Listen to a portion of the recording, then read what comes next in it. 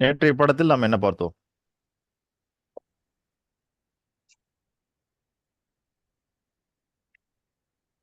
நம்பிக்கை என்றால் என்ன? தன்னம்பிக்கை என்றால் என்ன? இல்லைங்க, அது பாடம் இல்ல. ம். இயற்கை ஏற்கனவே நடத்தின பாடம் புரியாததுனால திரும்ப நடத்தப்பட்ட ஒரு சிறு பகுதி, அவ்வளவுதான். இயற்கை ஆ. இயற்கையின் ஈடுபாடு, செயல்பாடுகள், தொடர் முயற்சி இதெல்லாம் பார்த்தேங்க. நேத்து நாம் பார்த்த பாடத்திட்டம் இயற்கை இயற்கையிலிருந்து கற்றுக்கொள்ள வேண்டியது. ஆறு, அருவி, நதி, கடல் இது போன்ற இருக்கக்கூடிய நீர்நிலைகள் இருக்கு பாருங்க. அதுல இருந்து கற்றுக்கொள்ள வேண்டிய விஷயம், அது ஈடுபாட்டுடன் செயல்பட்டு கொண்டிருக்கிறது, சுறுசுறுப்புடன் செயல்படுகிறது, தொடர் முயற்சியிலே இருக்கின்றது. தொடர் முயற்சி. இந்த மூணு சொல்லணும் நேத்து. ஆமா சார். ஓகே. ஆறுகள், அருவிகள், நதி, தொடர் ம். முயற்சி. கடல் அலைகள். ஓகேங்களா? இன்னைக்கு நம்ம என்ன பார்க்க போகிறோம் அப்படின்னா,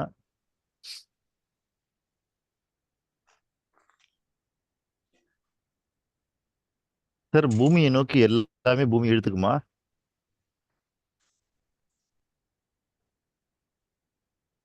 எந்த பொருளா இருந்தாலும் பூமி இழுத்துக்க தானே செய்யும். இல்லைங்க ஐயா, சில பொருள் மேல தானே போகுது. கனமான பொருள் மட்டுமே இருக்கும், சற்று கனமானது. இடப்பொருட்கள் அனைத்தும் பூமியை நோக்கி இருக்குது. ம். எல்லா பொருளும் பூமியை நோக்கி இழுக்கப்படும் போது காற்று மட்டும் ஏன் மேலே செல்கிறது?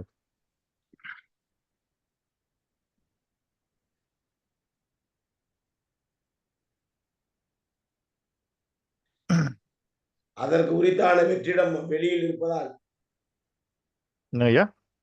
அதற்கு உரித்தான இடம் தேவையான அளவுக்கு வெளியில் கேப் இருப்பதால் போகுது. எங்க கேப் இருக்குது? அண்டை வெளியில். அந்த வெளியில காற்றே இல்லையே. அதான் கீழிருந்து மேல் நோக்கி போகுது. ஐயா, கிழந்தது மேல் நோக்கி போனாலும் ஒரு லிமிட்டேஷனை தாண்டி போக முடியாது. இன்னும் சொல்ல போனா, இந்த காற்று பூமியில இருக்கிறதுக்கான காரணமே ஈர்ப்பு விசையின் காரணமாக மொத்த காத்தையும் இழுத்து வச்சிருக்குது பூமி. அப்படின்னும் போது அண்ட வெளியெல்லாம் காற்றே கிடையாது. இல்ல, காத்து இல்லாத போது மனுஷன் இவ்வளவு அட்டகாசம் பண்றான். அங்கெல்லாம் காத்து இருந்துட்டு இருந்துன்னு வச்சுங்க, அவ்வளவுதான்.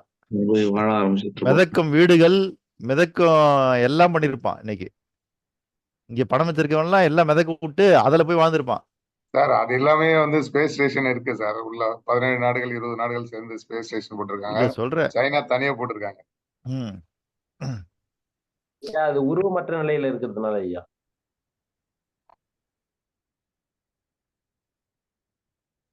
இல்ல, உருவமற்ற நிலையில இருக்கிறதுனால என்னவா இருக்குன்றீங்க? மேல் நோக்கி போகுது. எல்லா இடமும் வியாபிச்சு இருக்குது, அதனால அதை பூமியை நோக்கி இழுக்க முடியலன்னு சொல்றேன். இல்லைங்கய்யா, ஒட்டுமொத்தமான காற்றையே பூமி தான் இழுத்து வச்சிருக்குது. அப்படி இருக்கும்போது இப்ப நம்ம பூமியில இப்ப நம்ம கண்ணு முன்னாடி இருக்கிற காத்து மட்டும் ஏன் மேல போகுது?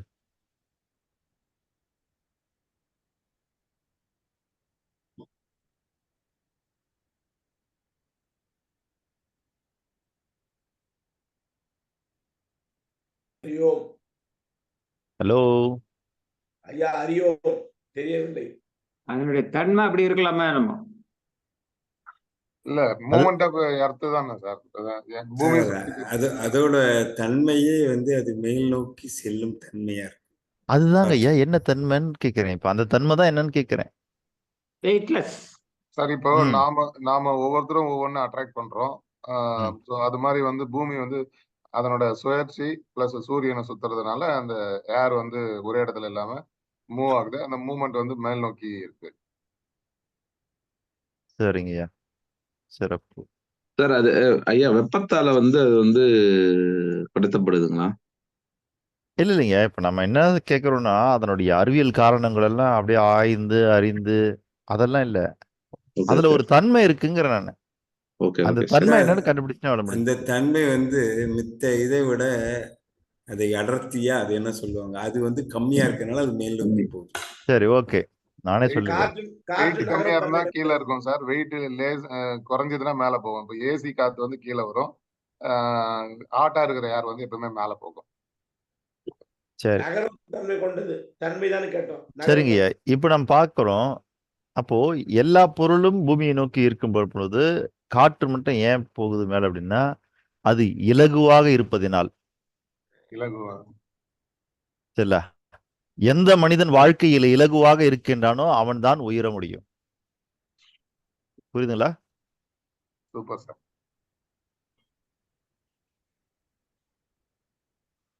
உங்க மனம் நல்லா வெயிட்டா கனமா இருக்குதுன்னு வச்சுங்க, மேல போக நீங்க முடியும். வாழ்க்கையில மேம்பட்ட இடத்துக்கு போறது ரொம்ப கஷ்டம். உங்க மனசு அப்படி எப்படி இருக்கணும்? இலகுவாக இருக்க வேண்டும்.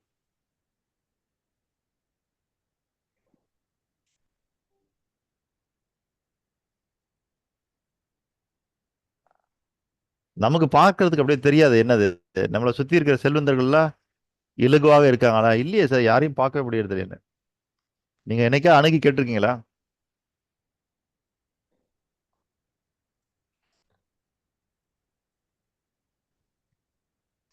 இந்த வேலுமதன் சார் பையன் பிரகதீஸ்வரன்,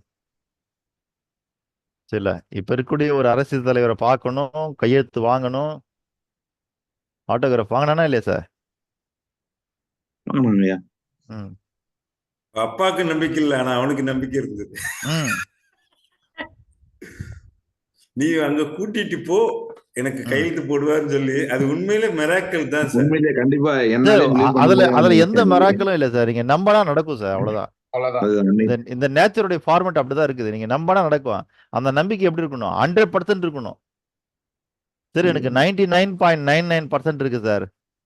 சரிங்களா? எஃப்எம் ஸ்டேஷன் மாதிரி நீங்க 99.99%ல இருந்தாலும் அது எடுக்காது. இருக்காது. 100% இருந்தா அது நடக்கும். இல்லையா, பிரபஞ்சம் சொல்றது நீ அப்படி ஓரமா நில்லு. எப்போ 100% தான் அப்பவா, அப்பதான் நடக்கும். சார் அவரோட ஏஜ் அது ஒரு பிளஸ் பாயிண்ட் சார். இப்ப நம்ம ஏஜ்லாம் நிறைய உள்ள போட்டுட்டோம், இன்புட் நிறைய இருக்கு, அது கன்ஃபியூஸ் பண்ணுது. அந்த ஏஜ்ல இன்புட் கம்மியா இருந்தது, அதனால 100% கரெக்டா வருது. யோசிக்கிறீங்களா? அதுதான் 100% வந்து இப்படி யோசிச்சா வராது. அதான் ஐயா, இப்ப நீங்க போட்டுட்டேன்னு சொல்ற இன்புட் என்னதுங்களா, அதுக்கு பேர் தான் அறிவு.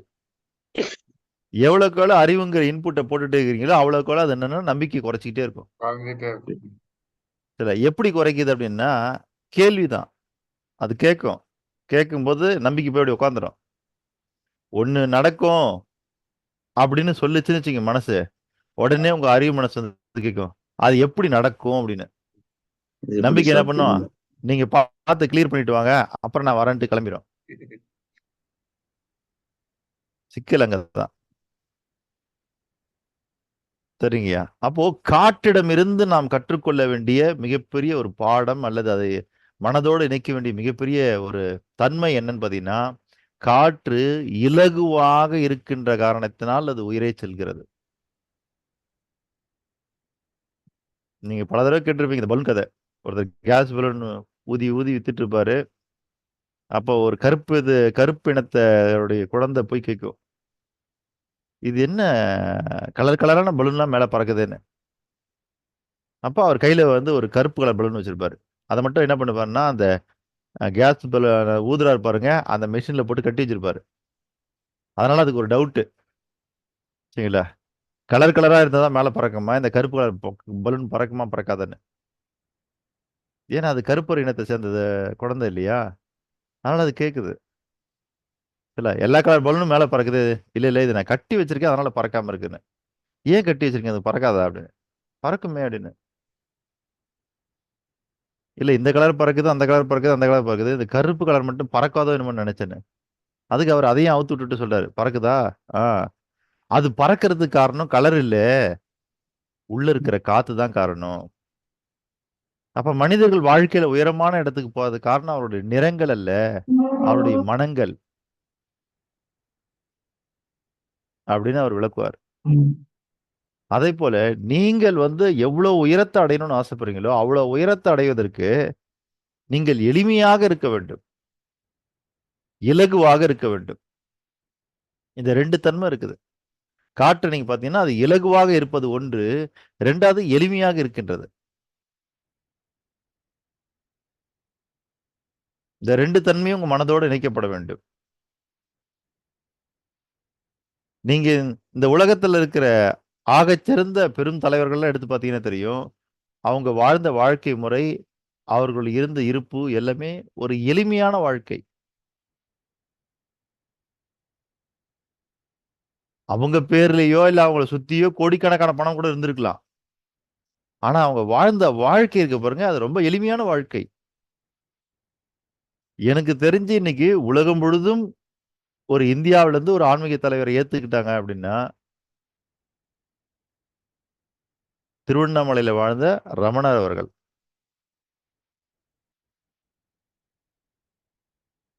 ரமணரை வந்து உலகம் முழுதும் ஏத்துக்கிட்டாங்க.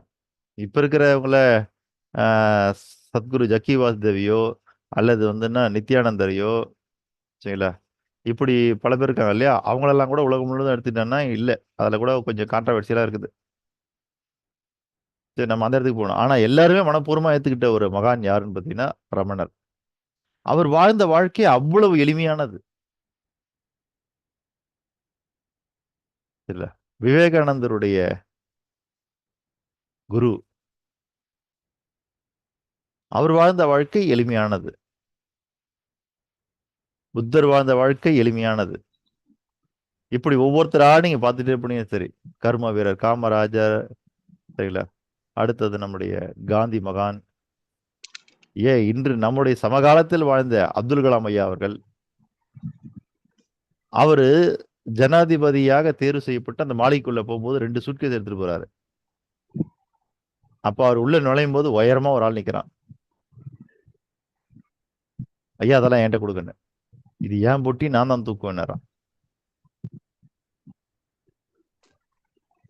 இல்லைங்கய்யா, அதுக்கு தான் என்ன வச்சிருக்காங்க. அதுக்கு எதுக்கு நீ, என்னால எப்ப தூக்க முடியலாம் சொல்றேன், அப்ப தூக்கலாம் போ. தூக்கிட்டு உள்ள போறாரு, கொண்டு போய் வச்சுட்டு வராரு. உனக்கு என்ன ஐயா வேலை? இன்னொரு ஆளை பார்த்து, ஐயா எனக்கு உங்களுடைய ஷூ பாலிஷ் பண்ணி வைக்கிறது என்னுடைய வேலை, எனக்கு தொடச்சி தெரியும், நீ வேற வேலை தான் போய் பாரு. சரி, இதெல்லாம் நடந்ததுங்களா. திரும்ப அவர் அதை முடிச்சுட்டு வெளியில வரும்போது இவங்களெல்லாம் கூப்பிட்டு வச்சு சொல்றாரு, சூட்கேஸை கொண்டாந்து வச்சுட்டு அவனுடைய தோல்ல இருந்து துண்டு எடுத்து அதை தட்டி விடுறாரு. சூட்கேஸ் எல்லாம் அவன் அப்படி தூசு தட்டுறான். தட்டி முடிச்சு சொல்றாரு, வாரியா யாராவது கேட்டாங்கன்னா சொல்லுங்க சரில, இங்கே ஜனாதிபதி மாளிகையில் இருந்த தூசு கூட நான் இங்கே தட்டி விட்டுட்டேன். இதெல்லாம் நான் அந்த தூசி கூட எடுத்துட்டு போல, நான் என்ன பெட்டி கொண்டாந்தனோ அந்த பெட்டி திரும்ப கொண்டு போறேன். அப்போ எவ்வளவு எளிதாக வாழ்ந்திருக்காங்க பாருங்க. நம்ம தான் என்ன பண்ணோம்னா பகட்டுங்கிற பேர்ல, ஆடம்பரன்ற பேர்ல என்னமோ பண்றோம். ஆனால் நீங்கள் வளர வேண்டும் என்றால் இலகுத்தன்மைக்கு மாறணும், எளிமைத்தன்மைக்கு மாறணும். அது உங்க மனசோட இணைக்கப்பட வேண்டும். அப்ப இதெல்லாம் இயற்கையில இருந்து நம்ம பார்க்கணும் இல்ல. ஒரு குண்டூசியை போட்டீங்கன்னா கூட இந்த பூமி இழுத்துக்குது. ஆனால் ஒரு காற்று இலகுவாகவும் எளிமையாகவும் இருக்கிற காரணத்தினால மேல் நோக்கி செல்கிறது. அப்ப வாழ்க்கையில உயருகிறது.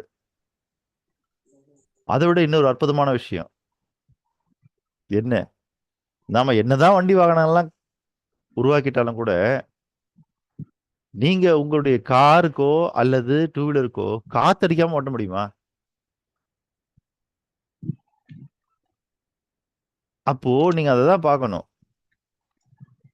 எளிமையாக இருக்கக்கூடிய காரணத்தினால், இலகுவாக இருக்கக்கூடிய காரணத்தினால் அது என்ன பண்ணுது, எவ்வளவு பாரத்தையும் தாங்குகிறது.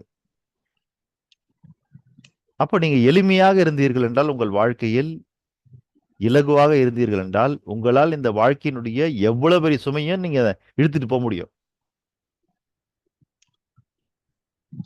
அப்ப நீங்க காற்றினுடைய இந்த தன்மையை உங்களோட இணைக்கணும்.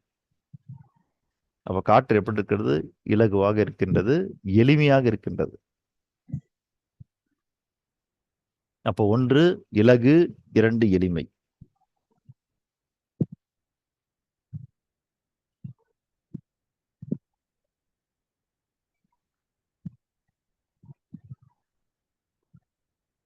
அடுத்தது மலை. ஒரு மலையை பார்க்கும்போது உங்களுக்கு என்ன புலப்படுகிறது?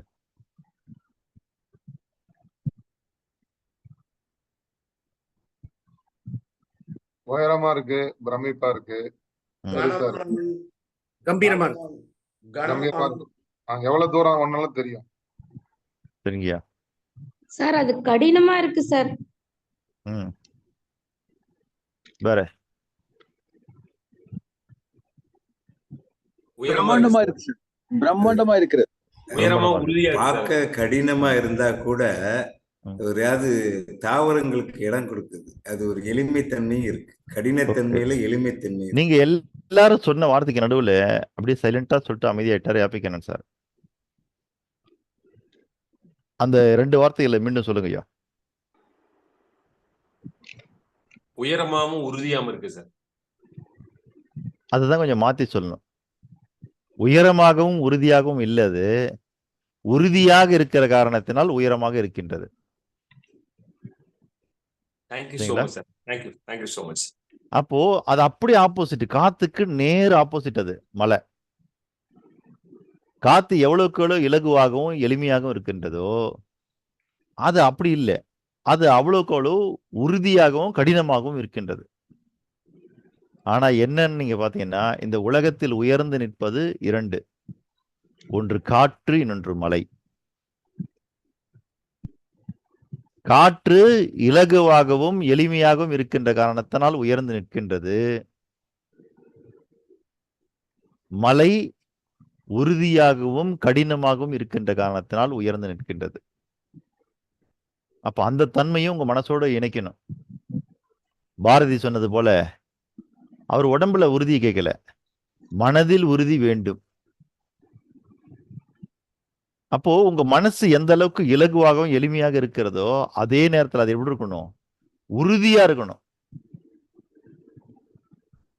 இந்த தன்மை உங்களுக்கு மலையிடமிருந்து நீங்கள் உங்க மனதோடு இணைக்க வேண்டிய தன்மை.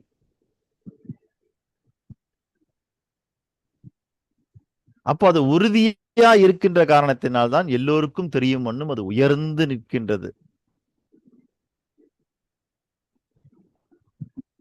அப்போ அந்த உயர்வு தன்மை உறுதியாக இருக்கின்ற காரணத்தினால் அது உயர்ந்து நிற்கிறது பாருங்க. அந்த உயர்வு தன்மையும் உங்க மனசோடு இணைக்க வேண்டும். அதனால்தான் வள்ளுவர் சொல்வது போல, உள்ளுவதெல்லாம் உயர்வுள்ளல். எதை நினைச்சாலும் உயர்வா நினை. அதை அடையலாம், அடையாம கூட போகலாம். அதை பத்தி நீ கவலைப்படாத. ஆனா நினைக்கிறதாவது உயர்வா நினை. பாரதியும் அதான் சொல்றான், பெரிதினும் பெரிது கேள்.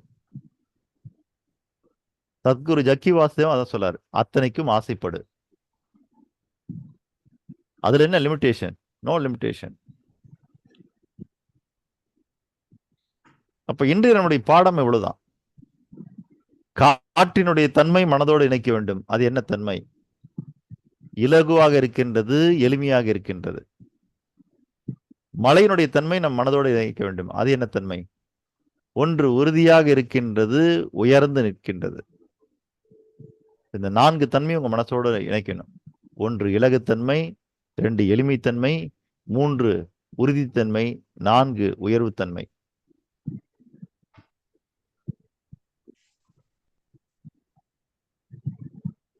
அப்ப இந்த 4 தன்மையும் உங்களிடம் இணைந்து விட்டால் அங்கிருந்து மக்கள் உங்ககிட்ட என்ன பார்ப்பாங்கன்னா, பிரம்மாண்டம்.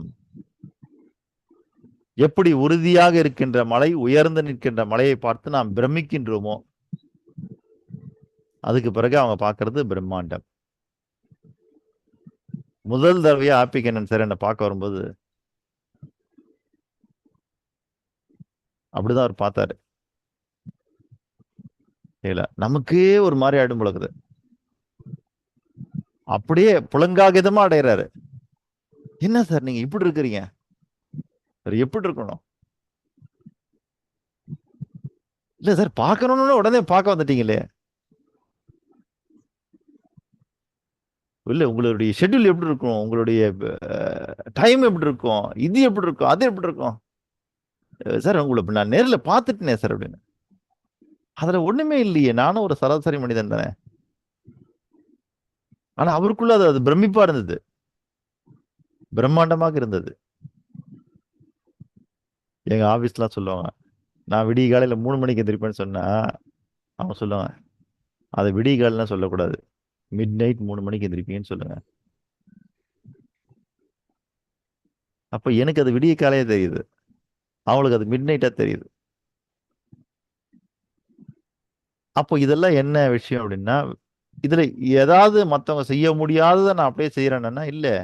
நீங்க எப்போ வாழ்க்கையில வந்துன்னா இலகுவாகவும், எளிமையாகவும், உறுதியாகவும் மாறுகிறீர்களோ, அப்போ 3 மணிக்கு எழுந்திருக்கிறது ஒண்ணும் பெரிய பிரம்மாண்டமான விஷயமே இல்ல நமக்கு. மலை அவ்வளவு உயரத்துல நிக்கிறது மலைக்கு பிரம்மாண்டமே இல்ல. அத நீங்க சின்ன முயல் குட்டி மாதிரி வளைஞ்சு சின்னதா நில்லுன்னா தான் கஷ்டம். நீ முயல் போல சின்னதாகி நில்லு அப்படின்னா ரொம்ப கஷ்டம். ஆனா அது உயர்ந்து நிக்கிறது அது ரொம்ப எளிமை. ரொம்ப ஈஸி அதுக்கு. இப்போ எனக்கு என்ன கஷ்டம்னா 3 மணிக்கு எந்திரிக்கிறதுக்கு எல்லாம் கேட்டு ஆச்சரியப்படுறாங்க. ஆனா நீங்க 7 மணிக்கு எந்திரிக்கணும்னா எனக்கு ரொம்ப கஷ்டம் சார் இப்போ. ஐயோ என்னால முடியாதுப்பா. 7 மணிக்கா ரொம்ப கஷ்டம் அது. இப்போ மத்தவங்களுக்கு எது ஈஸியா இருக்குதோ அது எனக்கு இப்போ ரொம்ப கஷ்டமா இருக்குது. மத்தவங்களுக்கு எது ரொம்ப கஷ்டமா இருக்குதோ அது நமக்கு ஈஸியா இருக்குது. அப்ப இதுக்கு என்ன காரணம்னு கேட்டீங்கன்னா இந்த எளிமைத்தன்மையும் இலகுத்தன்மையும் உறுதித்தன்மையும் தான் காரணம். அதைத்தான் நானும் உங்ககிட்ட சொல்றேன்.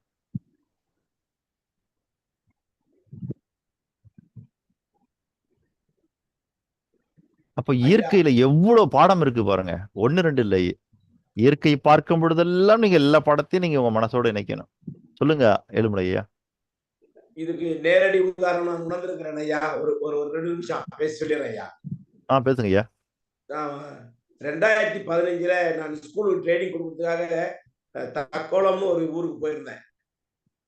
அப்போ அங்க இருக்கிற அந்த பள்ளி அரக்கோணம் பரவாயில்ல. ஆமா. அப்போ வந்து அந்த ஆசிரியர்களிடம் வந்து எதனா கோயில் இருக்காங்க, நான் காலையில கோயிலுக்கு போயிட்டு வந்துருக்கோம் அப்படின்னு சொல்லிட்டு போகும்போது குரு பகவான் கோயில் ஒண்ணு இருக்கு இல்லங்க ஐயா? குரு பகவான் கோயில் ஒண்ணு இருக்கு இல்லங்க? குரு பகவான் இருக்கு, ஈஸ்வரர் இருக்காரு. இல்லையா? அங்க பிரசித்தி பெற்ற ஒரு குரு பகவான் இருக்காருல்ல? இருக்காரு ஐயா. ஈஸ்வரன் கோயில் ஒண்ணு இருக்குது. 8 துண்டுகளா சரி. அரக்கணை கொன்ற ஊர். சரிங்க. அப்போ அந்த தக்கோலம்ங்கிற ஊருக்கு அந்த கோயிலை பார்க்கறதுக்கு போனா அங்க வந்து ஒரு பெரியவர் வந்து கோயில் கட்டிட்டு இருந்தாரு. நாங்கள் சந்தித்த போது அந்த ஐயாவோட வயசு 115. நாங்க சந்தித்த போது அவரோட வயசு வந்து 115. 1900 பிறந்தாரா, 2015 நாங்க சந்திக்கிறோம்.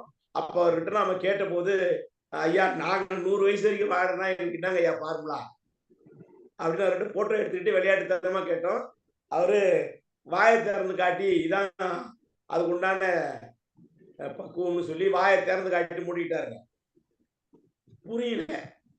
ஐயா இது எங்க சிற்றறிவுக்கு எட்டல ஐயா, மறுபடியும் சொல்லுங்க ஐயா. மறுபடியும் வாயை திறந்து காட்டினாரு. தலைகளை செஞ்சுக்கிட்டு ஒண்ணும் புரியல. உடனே வன்மையானதெல்லாம் மறைந்து போகும், மென்மையானதெல்லாம் நிற்கும் அப்படின்னு சொன்னாருங்க. அப்ப பார்த்தா அவரோட பல்லு முழுக்க கொட்டி போய் ஒரு நாக்கு ஈர் மட்டும்தான் இருந்தது. அப்போ வன்மையானவைகள் எல்லாம் அழிந்து போகும், மென்மையானது மட்டும் நிற்கும் என்பது அவர் எங்களுக்கு கொடுத்த நேரடி சான்று.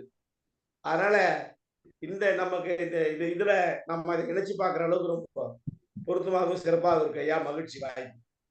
நன்றி ஐயா.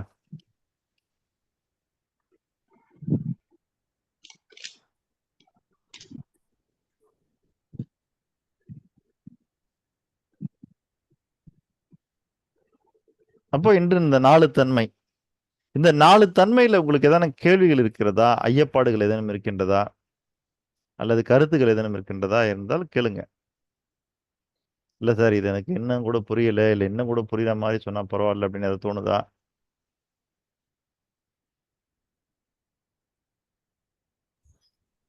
நீங்க இந்த 4 தன்மையை பற்றி சொல்லும்போது இலகு, எளிமை, உறுதி, உயர்ந்ததுன்னு சொல்றீங்க. இப்போ நம்ம எல்லா இடத்துலயுமே இலகுவா இருந்தாலும் நம்ம லைஃப் வந்து ரொம்ப கஷ்டமா இருக்கு. அதே மாதிரி எல்லா இடத்துலயும் உறுதியா இருந்தாலும் கஷ்டமா இருக்கு. அதுக்கு நம்ம எப்படி பழகிக்கிறது? இப்போ நீங்க சொல்றீங்க, இப்போ நீங்களே சொல்றீங்க எல்லா இடத்துலயும். ஓகேங்களா? அப்ப அதை டிஃபைன் பண்ணி நம்ம எப்படி பண்ணிக்கிறது? இப்போ எந்த இடத்துல இலகுவா இருக்கணும், எந்த இடத்துல உறுதியா இருக்கணும், அதுக்கு ஏதாவது இல்லைங்க. அதாவது எப்படின்னா நீங்க உங்க மனசளவுலதான் நீங்க இலகுவா இருக்கணும். உங்க மனசளவுலதான் நீங்க எளிமையா இருக்கணும். உங்க மனசளவுலதான் நீங்க வெளியில காமிக்க வேண்டிய தேவையில்லை. வெளி சரிங்களா? உலகத்துக்கு காமிக்க வேண்டிய நீங்க வெளி தேவை. உலகத்துக்கு காட்டணும்னு அவசியம் இல்லை, அதுதான் சொல்றேன். ஓகே ஓகே ஓகே, இப்ப புரிஞ்சுக்கிட்டேன். எம்ஜிஆர் ஒரு படத்துல பாடுவாரு இல்ல, அது என்ன சார்? தெரு தெருவாய் கூட்டுபவர்கள் பொதுநல தொண்டு. அது என்ன பாட்டு அது? அந்த பாட்டு பாட முடியுமா எலுமலை ஐயா? தான் பிறந்தல் காஞ்சியிலே நேற்று. கூட்டுவது பொதுநல தொண்டு, ஊரா தெரிந்து கொள்ள படம் பிடித்தால் அதில் சுயநலம் உண்டு. தெரு தெருவாய் கூட்டுவது பொதுநல தொண்டு, ஊரார் தெரிந்து கொள்ள படம் பிடித்தால் அதில் சுயநலம் உண்டு. நேற்று இன்று நாளை படம் பேர். அதான். மக்கள் நலம். அதே மாதிரி நாராயணன் சார், நீங்க இலகுவாக இருக்கிறீங்க, எளிமையா இருக்கிறீங்கன்னு யாருக்கும் நீங்க விளம்பரப்படுத்த வேண்டியதில்லை. அடுத்த வரி ரொம்ப சார், மக்கள் நலம் என்றே சொல்வார், தன் மக்கள் நலம் ஒன்றே மனதில் கொள்வார். ஆமா, நான் படித்தேன் காஞ்சியிலே நேற்று. இப்போ வாழ்க்கையில 2வது லைன் தானே எல்லாரும் இருக்காங்க, தன் மக்கள் நலம் தான் பாக்குறேன், மக்கள் நலம். அதுதாங்க. இப்ப நான் இதை சொன்ன உடனே நீங்க உடனே ஊரை பத்தி யோசிக்கிறீங்க இல்லையா? அதை யோசிக்காம உங்க மனசை அப்படி மாத்திக்கிங்க இல்ல. உங்க மனசை மாத்திக்கிட்டீங்கன்னா அந்த மாதிரியான சூழ்நிலைகள் குறைய ஆரம்பிச்சிடும் முதல்ல. புரியுதுல்ல? என்ன காரணம்னா ஒத்தவை ஒத்தவற்றை ஈர்க்கும்ன்றதுதான் இயற்கையினுடைய விதி இல்ல. உங்க மனசுக்குள்ள காம்ப்ளிகேட்டட் இருந்ததுன்னா நீங்க காம்ப்ளிகேட்டட் தான் இழுப்பீங்க. உங்க மனசு இலகுவாக நீங்க இலகுவான மனிதர்களை இழுப்பீங்க. அவ்வளவுதான் விஷயம் இல்ல. அதனால எல்லா நேரத்திலும் எப்படி நடந்துக்கிறது, எல்லா நேரத்திலும் நம்ம எப்படி இருக்கிறது?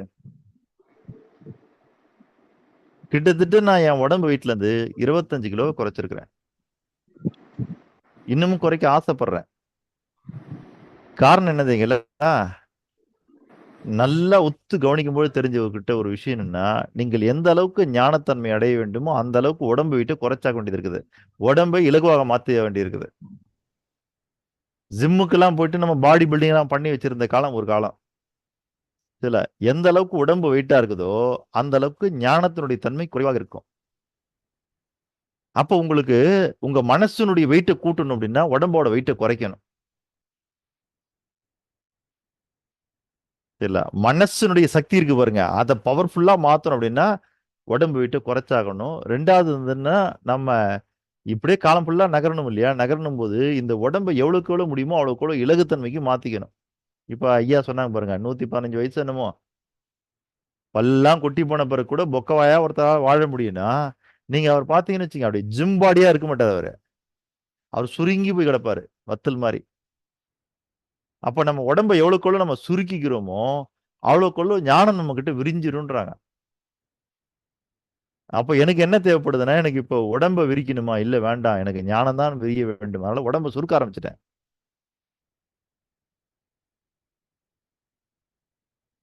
ஏன்னா இந்த உடம்பை எவ்வளவுக்குள்ள நம்ம இலகுவாக எளிமையாக மாத்துறோமோ அந்த அளவுக்கு தான் ஞானம் நம்ம கிட்ட ஸ்டோரேஜ் ஆகும்.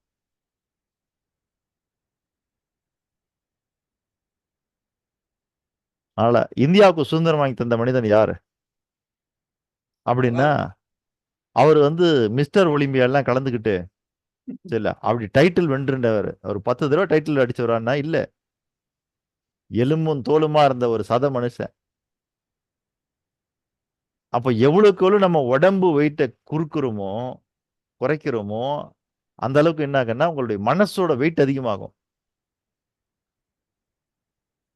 ஏன்னா இதெல்லாம் இப்ப தொடர்ந்து ஆராய்ச்சி பண்ணிட்டு இருக்கிறேன் நான். ஏன் ஞானிகள்லாம் உடம்பு பெருசா இது பண்ணி வச்சுக்கலன்னு. ஏன்னா இப்ப என்ன தெரியுதுன்னு கேட்டீங்கன்னா, இப்போ புலப்படக்கூடிய உண்மை, நீங்க எந்த அளவுக்கு உடம்பு அப்படி மலை மாதிரி மாத்தி வச்சுக்கிறீங்களோ அந்த அளவுக்கு அறிவு கம்மியா தான் இருக்கும். அதாவது ஞானம் கம்மியா தான் இருக்கும்.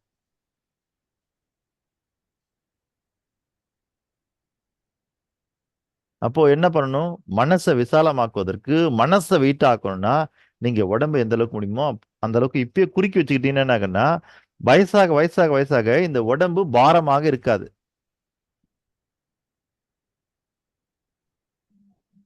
ஆனா நாம இது தெரியாமலே இன்னைக்கு பல பேர் போட்டு ஜிம்ல போட்டு அப்படியே ஒர்க் அவுட் பண்ணி அப்படியே 5 கட்டு 6 கட்டு சிங்கிள் பேக்கெல்லாம் வைக்கிறோம் நம்ம.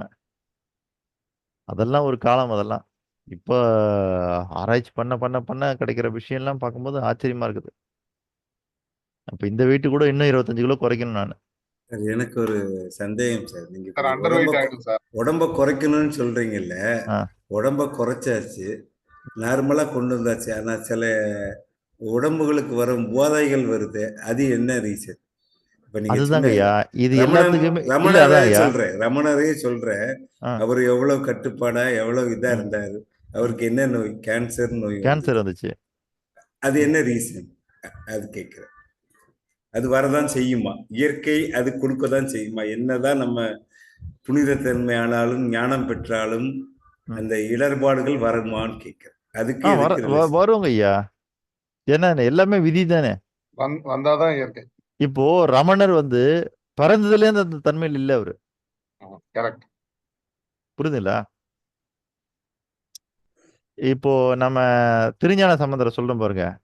அவர் 3 வயசுலயே அம்பாளிடம் ஞானப்பால் குடித்து அவர் ஞானம் பெற்று விட்டாருன்னு. அந்த மாதிரி நீங்க ரமணர் எல்லாம் எடுத்துக்கிட்டீங்கன்னா அவர் அப்படி வரல. அப்போ இந்த இயற்கையை பொறுத்த வரைக்கும் நீங்க சின்ன வயசுல என்னென்னலாம் தப்பு பண்ணிருக்கீங்களோ அதுக்கான பலன் நீங்க அனுபவிச்சுதான் ஆகணும். சரில. அப்போ உடலால் செய்யப்பட்ட தப்புகளுக்கு அவருக்கு நான் வந்து அவரை குறை சொல்லல. நான் சொல்றது நேச்சருடைய ஃபார்முலா சொல்றேன். புரியுதுங்களா? இப்போ இதே வந்து பாத்தீங்கன்னா நம்ம அப்துல் கலாம் ஐயா இருந்தாரு. அவர் கேன்சர்ல இறந்தாரு. இல்ல. சரிங்களா?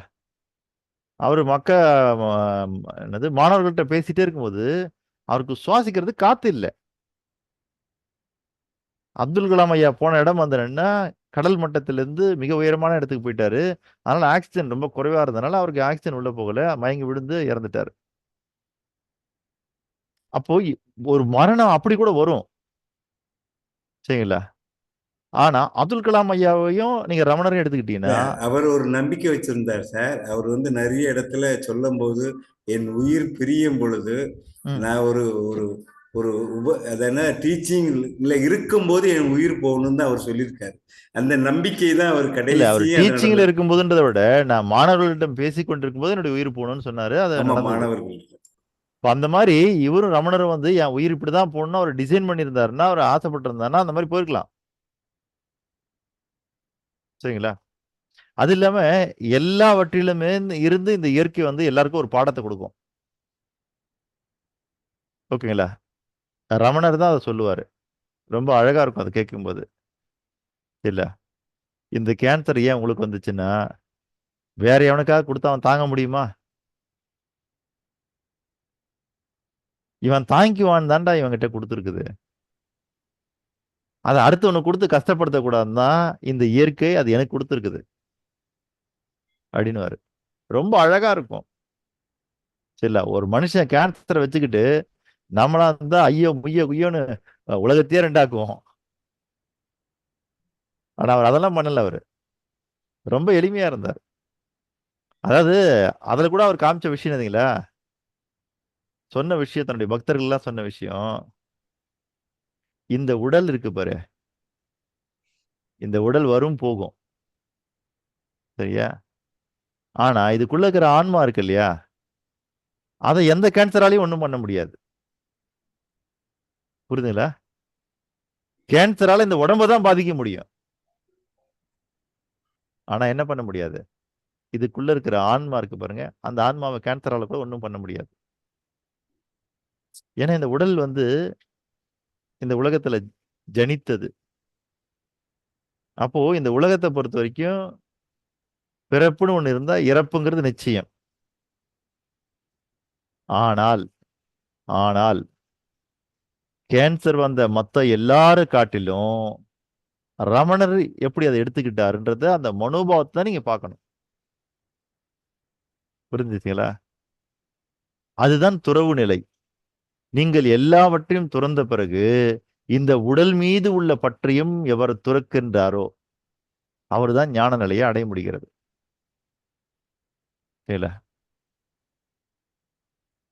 அப்போ இந்த உடல் மீது உள்ள பற்றை நீங்கள் துறந்த பிறகு அதுக்கு கேன்சர் வந்தா என்ன, எது வந்தா என்ன, நாம என்ன பண்ணக்கூடாது, ரொம்ப ஆர்ப்பாட்டம் பண்ணக்கூடாது.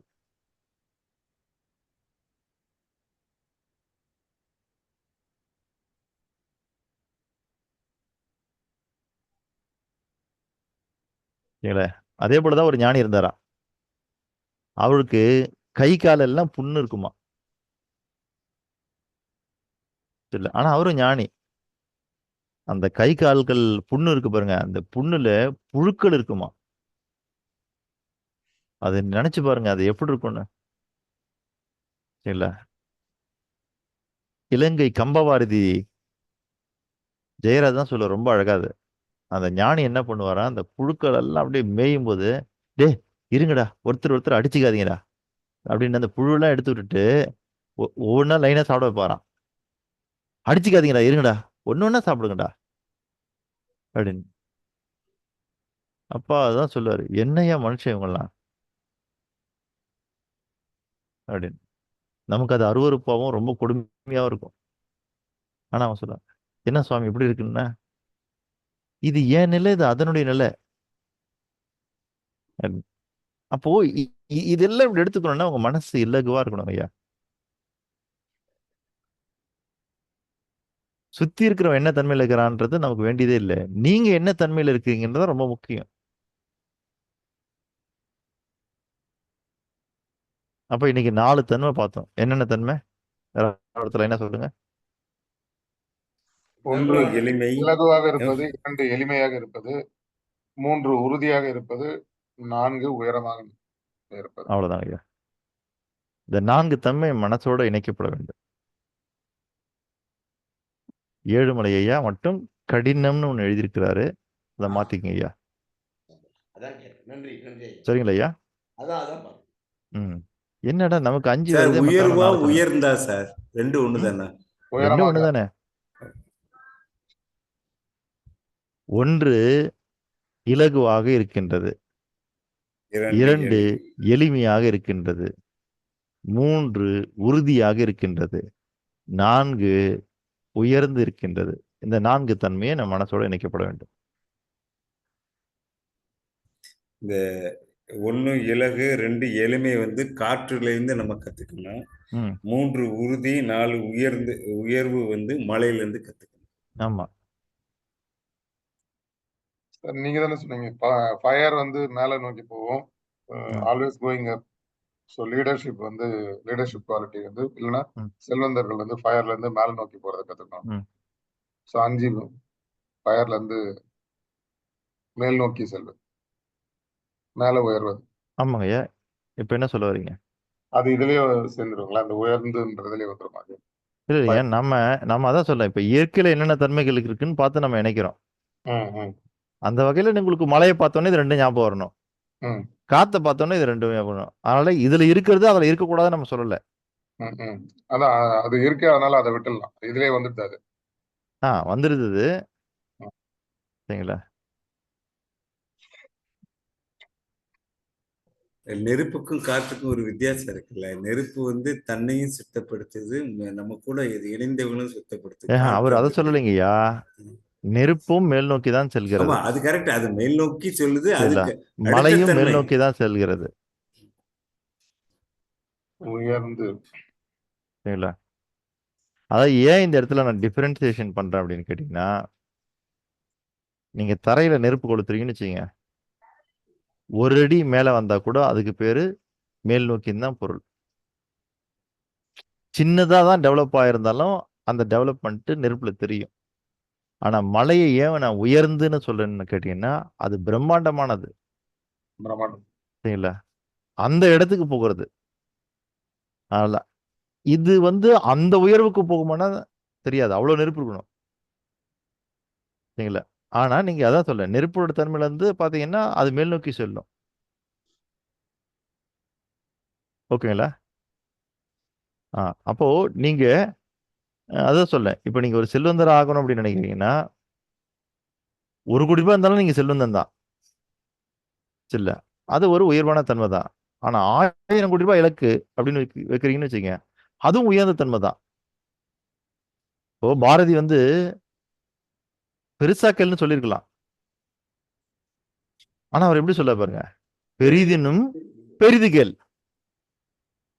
சரிங்களா? இந்த இடத்துல நம்ம எப்படி பார்க்கறோம்னா 2மே உயர்வு தான். ஆனா இந்த நெருப்புல இருந்து வரக்கூடிய மேல் நோக்கி போகக்கூடிய தன்மை பெருசுன்னு நீங்க சொன்னீங்கன்னா, மலையினுடைய உயர்வு வந்துன்னா பெருசுனும் பெருசு அப்படி எடுத்துக்கிறதுக்கு தான். சரிங்களா ஐயா? ஓகே. வேற ஏதாவது கேள்விகள்?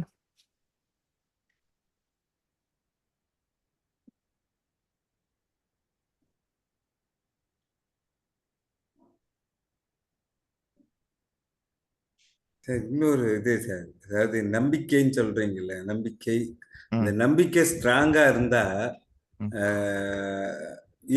அதாவது வாழ்க்கை நீடிக்குமான்னு கேட்கிறேன். இப்ப அதுக்கு உதாரணம் சொல்றேன். நம்ம ராஜாஜி இருந்தாரு, அவரோட ஏஜ் எவ்வளவு, அவருக்கு எகெயின்ஸ்டா இருந்த பெரியாரோட ஏஜும் எவ்வளவு. ரெண்டு பேருமே, இவர் வந்து கடவுள் இல்லைன்னு சொல்றவரு, அவர் கடவுள் இருக்குன்னு சொல்றவர். ஆனா ரெண்டு பேரும் ஒரே ஏஜ் சமத்துலதான் இறந்தாங்க. அதுக்கு காரணம் என்ன? நீங்க அவங்களெல்லாம் விட்டுருங்க. அமெரிக்கா ஒரு ஆய்வு பண்ணாங்க, இந்த உலகத்தில் அதிக காலம் வாழ்பவர்கள் யார் புரியுதுங்களா? இந்த உலகத்துல அதிகமான காலம் வாழ்பவர்கள் யார், அதாவது நிறைய வயசு வரைக்கும் யார் வாழறாங்க அப்படின்னு அவங்க ஒரு ஆய்வு பண்றாங்க. குறிப்பிட்ட உணவு பழக்கம் கொண்டவர்களா, அல்லது குறிப்பிட்ட உடல் பயிற்சிகள் செய்பவர்களா, அல்லது குறிப்பிட்ட தொழில் பண்றவங்களா, குறிப்பிட்ட ஜாதிக்காரங்களா, குறிப்பிட்ட இனத்தவங்களா, அப்படிலாம் அவங்க எடுக்கிறாங்க. அதெல்லாம் அவங்களுக்கு கடைசி நெட் ரிசல்ட் என்னவா இருக்கும்னு நினைக்கிறீங்க? மகிழ்ச்சியா இருந்தவங்களா? அதிக நாள் வாழணும்னு நினைச்சவங்களோட தான் அதிக நாள் வாழ முடியும்.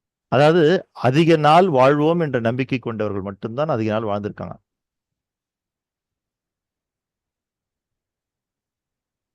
உங்களுக்குள்ள அந்த நம்பிக்கை இருக்குமா? அதிக நாள் வாழ முடியுன்ற நம்பிக்கை உங்களுக்குள்ள இருந்ததுன்னா நீங்க அதிக நாள் வாழ்வீங்க. புரியுதுங்களா? அப்ப அவங்க எடுத்த அந்த மிராக்கிள் ரிசல்ட் இதுதான். எவன் இந்த உலகத்தில் அதிக நாட்கள் வாழ்வோம் என்று நம்புகிறானோ அவன் மட்டும்தான் அதிக நாள் வாழ்கின்றான்.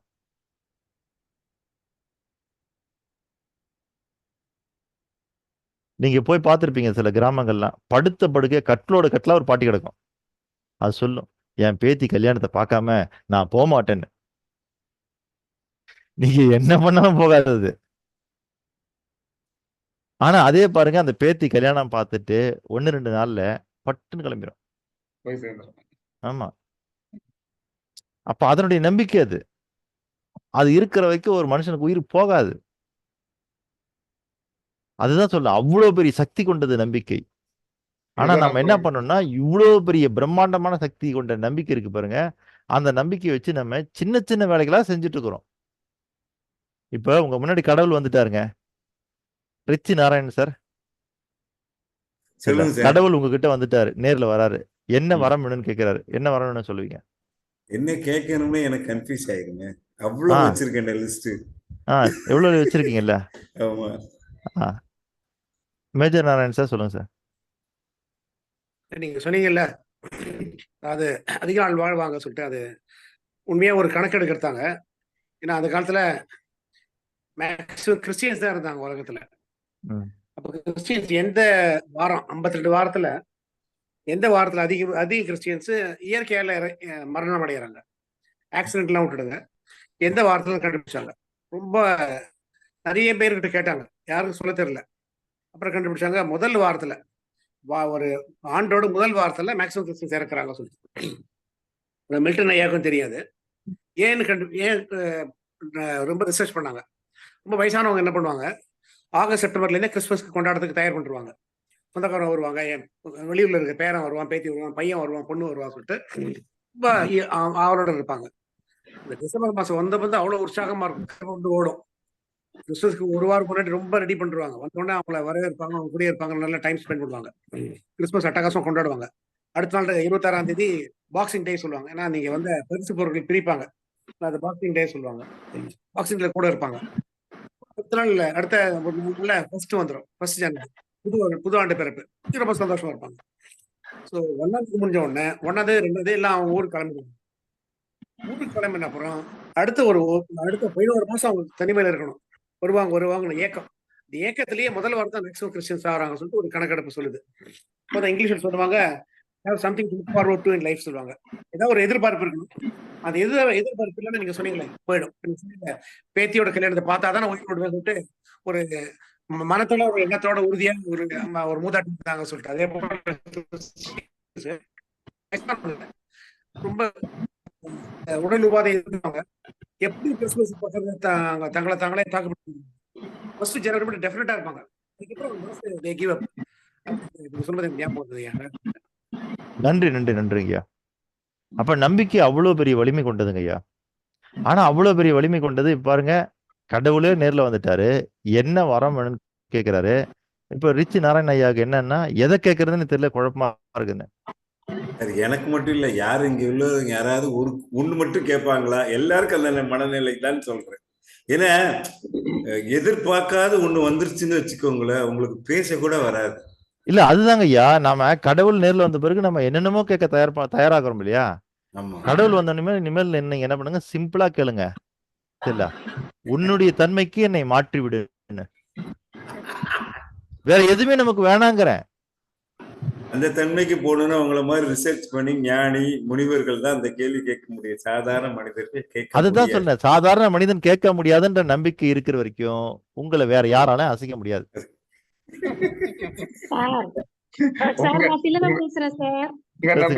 நீங்க தான் முடிவு பண்ணோம். சொல்லுங்கம்மா. அதாவது இந்த காளிதாஸ் படத்துல அம்பாள் வராளுங்க சார், காளிகாம்பாள். அப்ப சிவாஜிட்ட கேக்குறாங்க, ஒரு கையில வந்து அருள் இருக்கு, இன்னொரு கையில பொருள் இருக்கு, ரெண்டுல ஏதாவது ஒண்ணுதான் உனக்கு, எது வேணும் கேள் அப்படின்னு சொல்லி கேக்குறாங்க. இந்த ரெண்டுமே வேணும், என்ன பண்றது, ஏதாவது ஒண்ணுதான் உனக்கு அப்படின்னு. அவர் உடனே என்ன பண்றாரு, 2 கிண்ணத்துல இருக்கிறது ஒன்னா ஊத்தி 2 ஒன்னா குடிச்சிருவாரு சார். அருள் பொருள் 2 ஒன்னா வேணும்னு. அந்த மாதிரி பாத்தீங்கன்னா நம்ம கடவுளை பார்த்தோம்னா நீங்க சொன்ன மாதிரி மனநிலை தான் சார். நான் உன்ன மாதிரி ஒரு மனநிலையில இருக்கணும் அப்படின்னு கேக்குற கேள்வி கரெக்டான கேள்விதான் சார்.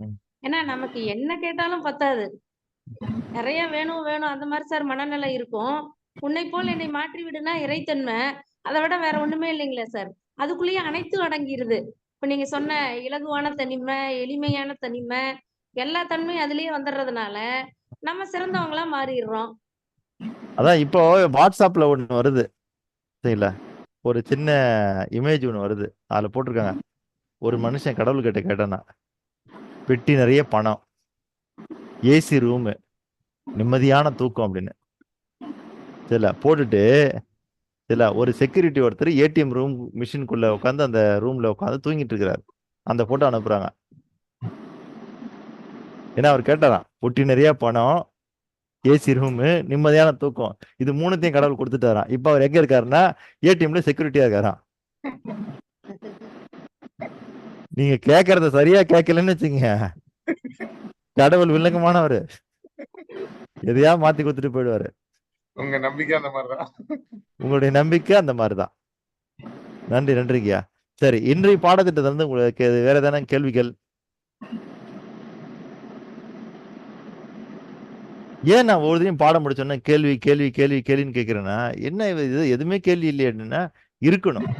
காரணம் என்னன்னா, இன்புட் போனா உள்ள இருந்து அவுட்புட் வரணும், வந்தாதான் இன்புட் சரியா வேலை செய்யுதுன்னு அர்த்தம்.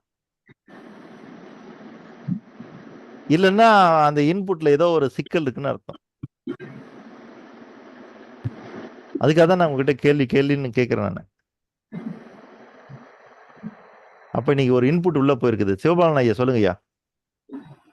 அந்த வாழ்க்கையின் 4 தன்மைகள் சொல்றீங்களே, இலகு 1 இலகுவாக, 2 எளிமையாக, 3 உறுதியாக, 4 வந்து உயரமாக, உயர்ந்தது. சோ இது வந்து அப்படின்னா இயற்கையில் இணைத்திருங்கள் அப்படின்னு சொல்லும் போது அப்படி பார்க்கும்போது பாத்தீங்கன்னா இலகுவாக, இதெல்லாம் எளிமையாக சொல்ற மாதிரி அதுல வந்து இயற்கைன்னா நம்ம வந்து அதுல மண்ணையும் நம்ம இயற்கைன்னு சொல்றோம், நீரையும் நம்ம வந்து இயற்கைன்னு தான் சொல்றோம், மழையும் இயற்கைன்னு சொல்றோம், காற்று இயற்கைன்னு சொல்றோம் சார். இந்த அந்த இயற்கைங்கிறது பஞ்சபூதத்தை தான் சொல்றோமா இல்ல வேற ஏதாச்சும் நம்ம சேர்க்கிறோமான்னு கேட்கறதுக்காக தான் சார் கேள்வி. சரி, பஞ்சபூதம் இல்லாம வேற என்ன இருக்குன்னு கேக்குறேன். வந்து நம்ம இதுல மண்ணுங்கிற ஒரு இடத்துல வந்து எது சார் நம்ம வந்து எடுத்துக்கலாம், உறுதின்னு எடுத்துக்கலாமா? அதுல பஞ்சபூதம் மண்ணு நம்ம வந்து நம்ம பஞ்சபூதத்துல ஒண்ணு எடுக்கிறோம்ல, மண், நிலம். இல்ல நான் இன்னும் மண்ணுக்கு போவே இல்லையே. 4 தன்மைகள் சொல்லிட்டு இது 4 தான் நம்ம முடிச்சிருக்கோம். இதுக்கப்புறம் ஆட் ஆகுமா சார் அது? இல்லைங்கய்யா, நான் இப்போ ஒவ்வொன்றா சொல்லிட்டே வரேன். நெருப்பு வந்திருக்குது, தண்ணி வந்திருக்குது, காற்று வந்திருக்குது, மழை வந்திருக்குது. சரிங்களா? இன்னும் மண்ணுக்கு போகல நானு. மண்ணுக்கு போகும்போது அந்த பாடத்துல உங்களுக்கு வந்துடும். மண்ணும் ஆகாயமும் இன்னும் தொடவில்லை. அப்ப தன்மைகள்ல வந்து பாத்தீங்கன்னா அது ரெண்டும் வராதா சார்? நம்ம வந்து வாழ்க்கை 4 தன்மைகள் வந்து பாத்தீங்கன்னா அந்த இல்லைங்க, இது வாழ்க்கையினுடைய 4 தன்மைகள்னு எப்ப சொன்னேன்? அப்படி ஒரு வார்த்தையை நான் பயன்படுத்தலையே. இயற்கையை இணைத்திடுங்கள் அப்படிங்கிற ஐயா, இயற்கையை இணைத்திடுங்கன்னு ஒரு பாடத்தை நம்ம பார்த்துட்டு இருக்கோம் இந்த 10 நாள்ல. அதுல ஒவ்வொன்றுத்திட்ட இருந்து ஒரு தன்மையை எடுத்து நீங்க மனசோட இணைக்கணும்னு சொல்லியிருக்கோம். இன்னைக்கு நம்ம காற்றை பார்த்தோம், அதுல இருந்து ஒரு தன்மையை எடுத்து இணைக்கிறீங்க. மழையை பார்த்தோம், அதுல இருந்து ஒரு தன்மையை எடுத்து இணைக்கிறீங்க. இதெல்லாம் இணைச்சிக்கிட்டே வரீங்க இப்போ. அப்ப இது மட்டும்தான் வாழ்க்கையினுடைய 4 தன்மைகள் நான் எப்பயுமே சொன்னது இல்லையே. நம்ம டே 1ல இருந்து இதெல்லாம் இயற்கையில் இருக்குது, இந்த தன்மையெல்லாம் எடுத்து உங்க மனசோட இணைச்சிட்டே வரணும்னு நம்ம ஒரு பட்டியல் கொடுத்துட்டே வரோம். புரிஞ்சுங்களா ஐயா? சிவபாலன் சார். புரியுது சார். நாம வந்து இன்னையோட தன்மைகள் எல்லாம் முடிஞ்சிருச்சுன்னு சொல்லல. இன்னைக்கு 7 நாள் தான் ஆயிருக்குது. இன்னும் 3 நாள்ல இன்னும் சில தன்மைகள்லாம் வரும். அதையும் நீங்க இணைக்கணும். சொல்லுங்க அருணகிரி சார். கேள்வி இல்லை சார், ஒரு சின்ன இது மட்டும் ஷேர் பண்ணிக்கிறேன். மலை வந்து மிக உயரமானது. ஸோ எவ்வளவு தூரத்துல இருந்து பார்த்தாலும் தெரியும். அது போல உண்மையும் எவ்வளவு காலம் கடந்தாலும் அது தொடர்ந்து நிற்கும். ஸோ அது மாதிரி வந்து ஆனா இவரால என்னன்னு தெரியல, எங்க போனாலும் அந்த உண்மையை மட்டும் விட முடியல சாரால.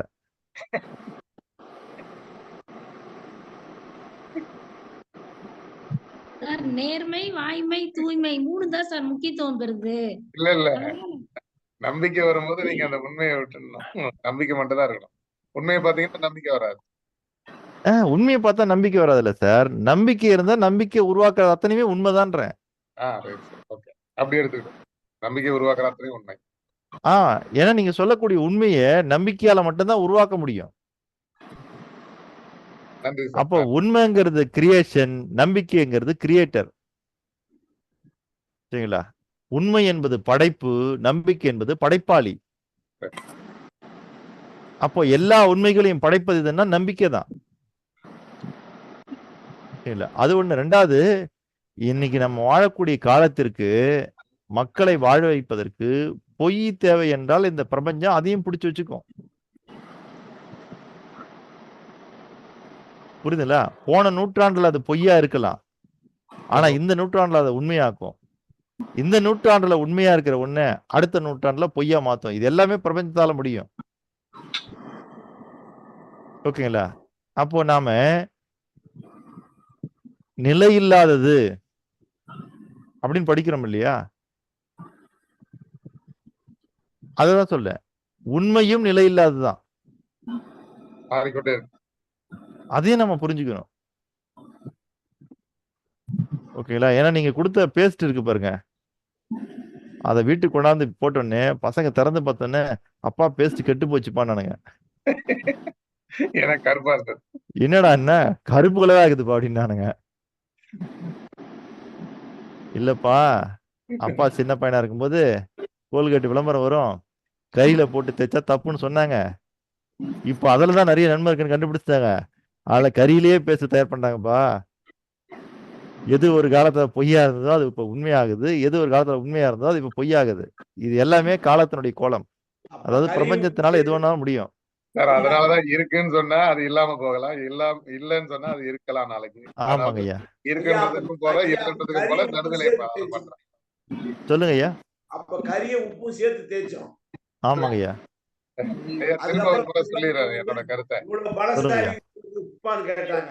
அதனாலதான் இருக்குன்றதுக்கும் நான் வந்து வரல, இல்லன்றதுக்கும் சொல்லல. இருக்குன்னா அது இல்லாம போகலாம், இல்லன்னா அது இருக்கலாம். ரெண்டுத்துக்கும் மிடில் பாத். இல்ல அதாங்க ஐயா. அதனால நம்ம வந்து உண்மையை வலியுறுத்துவதற்கு பதிலாக நம்பிக்கையை வலியுறுத்துங்கள். அதுதான் சொல்ல வரேன். ஓகே சரிங்கய்யா. வேற ஏதாவது கேள்விகள்? எஸ்ஜே சூர்யாவது மாதிரி இருக்கு சார். இருக்கு ஆனா இல்ல, இல்ல ஆனா இருக்கு. நீங்க சொன்ன மாதிரி இப்போ வந்து ஒரு வருஷத்துக்கு ஒரு தடவை இயற்கை சுற்றுலா போறாங்க பாத்தீங்களா? அவங்க அந்த அந்த சுற்றுலா போற 10 நாளோ 15 நாளோ நம்ம உடம்பு நல்ல ஒரு புத்துணர்ச்சி வருதுன்னு சொன்னாங்க. நீங்க சொல்ற எல்லா தன்மையும் பார்க்கும்போது நம்ம ஆட்டோமேட்டிக்கா நம்ம உடம்பு ரீசார்ட் ஆயிருமான்னு கேட்கிறேன். இந்த சுற்றுலா போங்கன்னு சொல்லுவாங்க. சுற்றுலா என்ன பண்ண போறோம்? மழையை பார்க்க போறோம், அருவியை பார்க்க போறோம். இதுதான் இயற்கை. நீங்க சொல்ற மாதிரி இயற்கையை தான் நம்ம ஏன் அப்ப அங்கெல்லாம் போனா ஏன் நம்ம மன மகிழ்ச்சியா இருக்குது? அது அந்த அங்க வந்து எந்த ஒரு எதிர்பார்ப்பும் இல்லாத பொருளை நம்ம பாக்குறதுனால அந்த இதுக்கே நம்ம மாறிடுமான்னு கேட்கிறேன். இல்லைங்க, அதுக்கு அறிவியல் காரணம் இருக்கின்றது. நமக்கு இல்லைங்க, அதுக்கான அறிவியல் காரணம் என்ன? வைப்ரேஷன் இல்ல, வைப்ரேஷன் ஓகே. அந்த அறிவியல் காரணம் வேற வகையில சொல்றதா எப்படி சொல்றது? உடல்ல மனமாற்றம் ஏற்படுதா அப்படி எடுத்துக்கலாமா? இல்லைங்கய்யா, அதாவது மனிதர்கள் இயங்குவதற்கு அவங்களுடைய ஆற்றலோட நீங்க எப்பயுமே வந்தீங்கன்னா ஒரு எனர்ஜியோட இருக்கிறதுக்கு உங்களுக்கு என்ன தேவைன்னு சொல்றாங்கன்னா, நம்முடைய சயின்ஸ்ல எதிர்மறை அயனிகள் தேவைப்படுகிறது. சரிங்களா? நெகட்டிவ் அயோன்ஸ் தேவைப்படுது. அப்போ எதெல்லாம் இயற்கை தன்மையோ அதுல அந்த நெகட்டிவ் அயோன்ஸ் இருக்குது நிறைய. அதனாலதான் நீங்க மழையை பார்த்தோன்னு குதூகலமாகறீங்க, மழையை பார்த்தோன்னு குதூகலமாகறீங்க, கடலை பார்த்தோன்னு எதிர்மறைன்னு என்ன மீனிங் எனக்கு புரியல. மழையை பார்த்தோன்னா என்ன எதிர்மறை வருது? அதாங்கய்யா, அதுக்கு பேர் என்னன்னா எதிர்மறை அயனிகள், நெகட்டிவ் அயோன்ஸ்னு பேரு. சரிங்களா? நாம உருவாக்கின பொருட்களுக்கெல்லாம் மனிதன் உருவாக்கின பொருள் இருக்கு இல்லையா, மனிதன் உருவாக்கின பொருள்ல இருந்து வெளியிடப்படுவதெல்லாம் பாசிட்டிவ் அயோன்ஸ், நேர்மறை அயனிகள். ஆனா நாம பொதுவாவே நேர்மறைன்னா நல்லது பண்ணும், எதிர்மறைனா கெட்டது பண்ணும்னு நினைச்சிட்டு இருக்கோம்ல. ஆனா இந்த இடத்துல அயனின்னு வரும்பொழுது நேர்மறை அயனின்னா நமக்கு எதிரி, எதிர்மறை அயனின்னா அதுக்கு நம்ம நண்பன். அதனால நம்ம எல்லா இடத்துலயுமே அப்படி பார்க்க கூடாது. நீங்க மெடிக்கல் ரிப்போர்ட் வாங்குறீங்க, நெகட்டிவ்னு வருது அப்படின்னா என்ன அர்த்தம்? அது நெகட்டிவ் இல்ல, அது நமக்கு பாசிட்டிவ். சரிங்களா? அப்ப வாங்கும்போது என்னங்க எல்லாத்தையும் நெகட்டிவ் போட்டிருக்கீங்க, எனக்கு நெகட்டிவ் பிடிக்காதீங்க, பாசிட்டிவ் போடுங்கன்னு கேட்டு ரிப்போர்ட் வாங்கி பாருங்க. டாக்டர் அவன் தான் உங்களுக்கு பக்கமா எழுதிடுவாரு. அப்போ நெகட்டிவ் பாசிட்டிவ்ங்கிறது எல்லா இடத்துலயுமே நமக்கு நெகட்டிவா இருக்கிறது இல்ல, பாசிட்டிவா இருக்கிறது இல்ல. அந்த மாதிரி இந்த அயன்ஸ் இல்ல, நீங்க அதெல்லாம் போட்டு சர்ச் பண்ணி பார்த்தீங்கன்னா தெரியும். பாசிட்டிவ் அயன்ஸ்னா என்ன, நெகட்டிவ் அயன்ஸ்னா என்ன.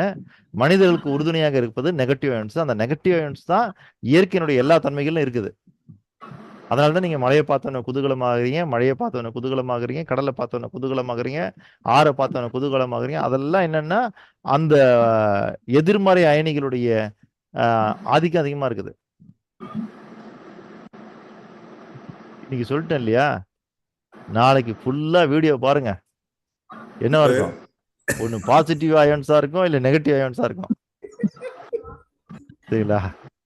எப்படி கூகுள்ல ஒரு கீவேர்டு போடுறோமோ, இன்னைக்கு அருணகிரி ஐயாக்கு ஒரு கீவேர்டு போட்டாச்சு. அதனால அடுத்த 2-3 நாளைக்கு எல்லாம் அயன்ஸ் தான், எல்லாம் போட்டு தள்ள போறாரு. நீங்க எவ்வளவு கெப்பாசிட்டி தாங்குவீங்கன்னு எனக்கு தெரியல. அப்போ இந்த நேர்மறை அயனிகள், எதிர்மறை அயனிகள், சரிங்களா, அந்த எனர்ஜி வேணும் நமக்கு. இப்ப என்ன சொல்றாங்கன்னு கேட்டீங்கன்னா, நம்முடைய ஆற்றலை குறைக்கக்கூடிய ஒரு சக்தி எதுக்கு இருக்குன்னா, எலக்ட்ரிக்கல் மேக்னெட்டிக் ஃபீல்டுன்னு சொல்லக்கூடிய EMF. நம்மளை சுத்தி இருக்கக்கூடிய நாம உருவாக்கின மின்காந்த அலைகள் இருக்கு பாருங்க, அது எந்த அளவுக்கு கூடுதலாக இருக்குதோ அந்த அளவுக்கு உங்க எனர்ஜி அது சக் பண்ணி இழுத்துரும். Electromagnetic field. Electromagnetic field. அந்த எலக்ட்ரோமேக்னெட்டிக் ஃபீல்டுல அதுக்கு நடுவில் நீங்க இருந்தீங்கன்னா உங்க எனர்ஜி அதை செக் பண்ணிடும். எப்படி இந்த ஏசி ரூம் இருக்கு இல்லையா, ஏசி ரூம்குள்ள சொல்லுவாங்க இரும்பு பீரோ, இரும்பு கட்டில், இரும்பு ஜாமான்லாம் வைக்காதீங்கன்னு. காரணம் என்ன? அந்த ஏசியினுடைய குளுமைத்தன்மையை இரும்பு அப்சர்வ் பண்ணிட்டே இருக்கும். அப்ப என்ன ஆகுன்னா ரூமுடைய டெம்பரேச்சர் சீக்கிரமா கூலிங் ஆகாது. நீங்க எல்லாம் மர ஜாமானா வச்சிருக்கிறீங்க ஏசி ரூம்ல அப்படின்னா 1/2 hourல கூலிங் ஆகுதுன்னா, எல்லாம் இரும்பு ஜாமானா வச்சீங்கன்னா 1.5 மணி நேரம் ஆகும் கூலிங் ஆகிறதுக்கு. அது சக் பண்ணிடும். அந்த மாதிரி மனிதனுடைய எனர்ஜியை உங்களை சுத்தி இருக்கக்கூடிய அந்த எலக்ட்ரோ மேக்னெட்டிக் ஃபீல்டு இருக்கு பாருங்க, அது வந்து சக் பண்ணிடுமா. அதே மாதிரி தான் உங்களை சுற்றி வந்து பாசிட்டிவ் அயோன்ஸ் இருந்ததுன்னா அது உங்கள் எனர்ஜியை சக் பண்ணிடும். நெகட்டிவ் அயோன்ஸ் வேணும். அப்போ எல்லாம் சுற்றி சுற்றி சுற்றி சுற்றி கடைசியாக பார்த்தீங்கன்னா எங்கே வந்து முடியுதுன்னா நேர்மறை ஆற்றல். நீங்க தூங்குற தூக்கத்துக்கு கூட அது ஒரு பெரிய காரணம். புரியுதுல்ல? எவன் ஒரு மனிதன் ஒரு நாள் ஃபுல்லா நேர்மறை ஆற்றலோட இருக்கிறாரோ, பாசிட்டிவ் திங்கிங் அண்ட் பாசிட்டிவ் எண்ணங்களோட ஒரு பாசிட்டிவ் எனர்ஜியோட இருக்கிறாரோ, அவருக்கு நெகட்டிவா இருக்கிற மனிதன் எவ்வளவு தூங்குறாரோ அதுல பாதி நேரம் தூங்கினா போதுமானது. உங்களுக்கு எல்லாம் ஏன் 8 மணி நேரம் 8 மணி நேரம் 8 மணி நேரம் சொல்றாங்க டாக்டர்ஸ்னா, நம்ம இப்போ அவ்வளோ நெகட்டிவிட்டியில வாழ்ந்துட்டு இருக்கிறோம். அதனால அவ்வளோ நேரம் தூங்கினாதான் நம்ம மனசும் உடம்பும் புத்துணர்ச்சி அடையும்.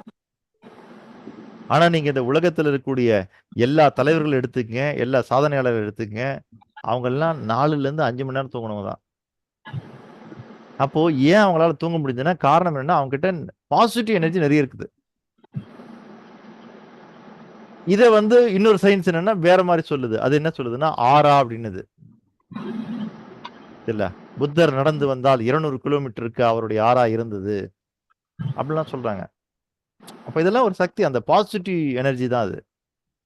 அப்போ ஒரு மனிதன் எவ்வளவு பாசிட்டிவ் எனர்ஜியா இருக்கிறானோ அது என்ன பண்ணும்னா, ரஷ்யாவில் கண்டுபிடிக்கப்பட்ட கிளியன் போட்டோகிராஃபி, அது ஒரு போட்டோகிராஃபி இருக்குது. எப்படி நம்ம உருவ படத்தெல்லாம் பிடிக்கிறோமோ அந்த மாதிரி அந்த கிளியன் போட்டோகிராஃபி, அதை வச்சு ஒரு மனுஷனை பிடிச்சிங்கன்னா அவனுடைய ஆரா எவ்வளோன்னு தெரியும்.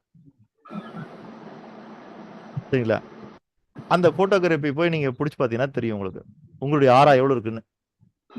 அப்போ யாருக்கெல்லாம் ஆரா டேமேஜில் இருக்குதோ அல்லது ஆரா ரொம்ப குறைவா இருக்குதோ அவளெல்லாம் என்ன சொல்றேன்னா பாசிட்டிவ் எனர்ஜி கம்மியா இருக்குது, அவ்வளவுதான், வேற ஒன்றும் இல்லை. நீங்க சொல்றதை வச்சு நானும் அந்த ஆரோ இது ஒருத்தட்ட போய் பார்த்தேன் சார். அவர் இந்த 6 சக்கரா இருக்க 7 சக்கரா, அதுல அந்த சக்கராவோட சைஸ் வருது, உடம்புக்குள்ள 6 தான் இருக்கும். அதுல இந்த 2வது சக்கரா தான் நீங்க சொல்றது பாசிட்டிவ் திங்கிங் நெகட்டிவ் திங்கிங். அந்த இது வந்து 2வது ஆரா வந்து ரொம்ப பெருசா இருக்கு அப்படின்னாரு. அப்படி 2வது சக்கரா 2வது சக்கரா அது வந்து என்னன்னா அதுதான் வந்து திங்கிங்க. உங்க உடம்புல நெகட்டிவ் இருந்தா அந்த இது வந்து பெருசா இருக்கு. அதுக்கு என்ன காரணம்னு அவரே சொன்னார். நீங்க யாரை கண்டாலும் அதாவது என்னன்னு சொன்ன, ஒரு பொறாமை கிடையாது, ஒரு கோபம். அவங்க ஏதாவது உன்னை தப்பு பண்ணியிருக்காங்க அவங்க மேல ரொம்ப கடுப்பா இருக்கிறதுன்னு சொல்லுவாங்க தெரியுமா, அந்த மாதிரிலாம் இருக்கக்கூடாது. அந்த மாதிரிலாம் இருந்தா அந்த அந்த இது அப்படிதான் இருக்கும். நீங்க அதை மாத்திக்கோங்க, அந்த கேரக்டரை மாத்திக்கோங்க, உங்களை சுத்தி எல்லாமே நல்லது நடக்கும்னு சொன்னாரு. நான் ஒரு 6 மாசத்துக்கு முன்னாடி பார்த்தேன் ஒருத்தட்ட. அதுக்கப்புறம் நான் மாத்திக்கிட்டேன். மாத்தின பிறகு கொஞ்சம் எஃபெக்ட் இருக்கதான் செய்யுது. அது நீங்க சொல்றதுக்கு ஒரு உதாரணமா நான் சொல்றேன். அதை பார்க்கலாம். அதை நீங்க சொன்ன மாதிரி அவர் ஒரு 5 விரல்ல இப்படி வைக்க சொல்றாங்க, அதுல அந்த போட்டோ வந்துருது. நம்ம வந்து என்னென்ன வருதுன்னு எல்லா டீட்டெயிலுமே வந்துருது. அதான் ஐயா, அது எனர்ஜி. அதான் இப்போ நமக்கு தேவையான வெற்றி, நமக்கு தேவையான பணம், இது எல்லாத்துக்குமே வந்து என்னன்னா வைப்ரேஷன் தான் அடிப்படை. அது எந்த வைப்ரேஷன் வேணும்னா பாசிட்டிவ் எனர்ஜினுடைய வைப்ரேஷன் வேணும், அவ்வளவுதான்.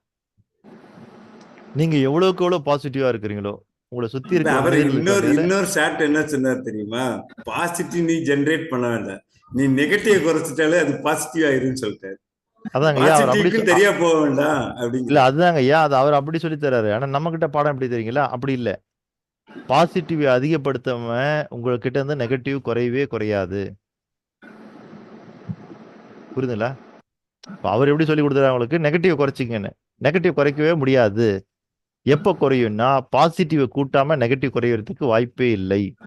சார் உதாரணம் வந்து ஒரு காலி வெசல்ல இருக்கிற ஏர வெளியில தண்ணியை உள்ள ஊத்திக்கிட்டே இருந்தாதான் அந்த உள்ள இருக்கிற காத்தெல்லாம் வெளியே வரும். நீங்க ஒரு கண்ணாடி டம்ளர் எடுத்துக்கிட்டீங்க, 1 லிட்டர் கண்ணாடி டம்ளர் அப்படின்னா அதுல எதுவுமே ஊத்தலன்னா 1 லிட்டர் காத்து இருக்கும். இப்ப 1/2 லிட்டர் தண்ணியை ஊத்திட்டீங்கன்னா என்ன ஆகுன்னு கேட்டீங்கன்னா 1/2 லிட்டர் தண்ணி இருக்கிற இடத்துல காற்று வெளியேறி விடும். மீதி காலியா இருக்கிற இடத்துல 1/2 லிட்டர் காத்து இருக்கும். அப்போ நீங்க தண்ணியை ஊத்தாம காத்த வெளியே எடுக்க முடியுமானா வாய்ப்பே இல்லை. அதே மாதிரிதான் பாசிட்டிவ் எனர்ஜி நீங்க கொண்டு வராம நெகட்டிவ் எனர்ஜி வெளியே கொண்டு போக முடியாது. அதுதான் நண்பரையும் சொல்றாங்க. யாரு நண்பர்னு சொல்லுங்க, உங்க கேரக்டர் என்னன்னு சொல்லலாம் அப்படின்னு சொல்லிட்டு. சோ நம்மளோட ஒத்தவற்றை இருக்கணும்னு நம்ம நண்பர்களோட தாட்டு நம்ம கிட்ட அது டாமினேட் ஆகும். சரிங்கய்யா, நன்றி. ஓகேங்கய்யா. அப்ப இந்த வகையில இன்னைக்கு பார்த்த நம்ம இலகு, எளிமை, சில உறுதி, உயர்வு, இந்த 4ல ஏதாவது கேள்வி இருக்கா? ஐயா ஒரு 2 கேள்விங்க. இப்ப கேளுங்கய்யா. சொன்னதுல இப்ப பாசிட்டிவ் தாட்ஸ் இருந்தா அவங்க வந்து தூங்குற தன்மை வந்து குறையும் டிஃபால்ட்டா அப்படின்னு சொல்லி ஒன்று சொன்னீங்க. நெகட்டிவ் தாட்ஸ் இருந்தா தூங்குற டைம் டிஃபால்ட்டா இன்க்ரீஸ் ஆகும் அப்படின்னு சொல்லி 2 கருத்து. இன்க்ரீஸ் ஆகுன்னு சொல்லல. நான் சொல்றது இன்க்ரீஸ் பண்ணீங்கன்னா தான் அது ஈக்குவல் பண்ண முடியும்னு சொல்ல வரேன். இல்லைங்க ஐயா, நான் தூக்கத்துக்கு சொல்றேன் ஐயா. தூக்கத்துக்கு தான் சொல்றேன். அதுதாங்க ஐயா. இப்ப நெகட்டிவ்ல இருக்கிற ஒரு மனுஷன் 8 மணி நேரம் தூங்குனா என்ன ரெஸ்ட் கிடைக்குதோ, பாசிட்டிவ்ல இருக்கிற மனுஷன் 4 மணி நேரம் தூங்கானா போதுன்றேன். கரெக்டுங்க ஐயா.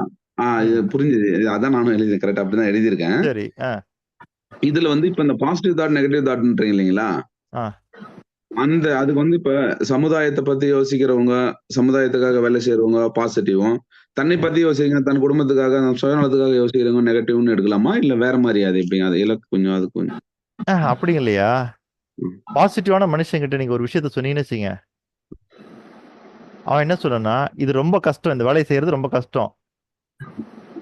புரியுதுல? பாசிட்டிவான மனுஷங்கிட்ட ஒரு வேலையை சொல்றீங்கன்னா, இந்த வேலையை செய்யறது ரொம்ப கஷ்டம், ஆனா முடிச்சிடலான்னுவான்.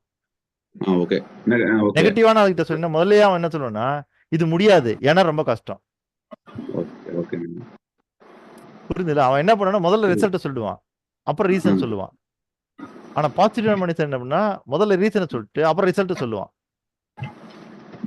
அது கஷ்டம் ஆனா செஞ்சிடலாம்னு சொல்லுவாரு பாசிட்டிவா இருக்கிறவரு. பாசிட்டிவா இருக்கிற என்ன சொல்லுவாருன்னா, இந்த வேலை ரொம்ப கஷ்டம், கடினம், ஆனா செஞ்சிடலாம், ஆனா முடிச்சிடலாம். நெகட்டிவா இருக்கிற மனுஷன் என்ன சொல்லணும்னா, இது முடியாது ஏன்னா ரொம்ப கஷ்டம். அவர் என்ன பண்ணா முதல்ல முடியாதுன்றவாரு. முதல்ல முடியாதுன்னு சொன்னா அது நெகட்டிவ் டாஸ்க்ல அது நெகட்டிவ். அதுதான் எக்ஸாக்ட்லிங்க. இப்ப நீங்க சொல்றீங்க நான் முடியாதுன்னு சொன்னா நெகட்டிவ் டாஸ்க் தானே வருது. அப்புறம் பார்க்கலாம்னு சொன்னா அது வந்து தப்பு. அப்புறம் பார்க்கலாம் இல்லையா? அதைத்தான் நான் சொல்றேன். அவர்தான் நெகட்டிவ்ங்கிறேன் நானு. ஐயா பாசிட்டிவான மனுஷன் என்ன சொல்லுவாருன்னா, இது ரொம்ப கஷ்டம் ஆனா முடிக்க முடியும்னு. ரொம்ப கஷ்டம் நெகட்டிவ் தானே சார்? ரொம்ப கஷ்டம் சொல்றது நெகட்டிவ் தானே, நெகட்டிவ் திங்கிங் தானே. முடியாதுன்னு சொல் இல்லைங்கய்யா, அதான் சொல்றேன். கஷ்டம்னு சொல்லிட்டு அடுத்து என்ன சொல்றாரு? அவர் முடியுன்றதான் சொல்றாரு. புரியுதுல? அதான் பாசிட்டிவ் திங்கிங். ராமபுரம் பார்த்துட்டு வந்த அனுமார் மாதிரி அர்த்தமா?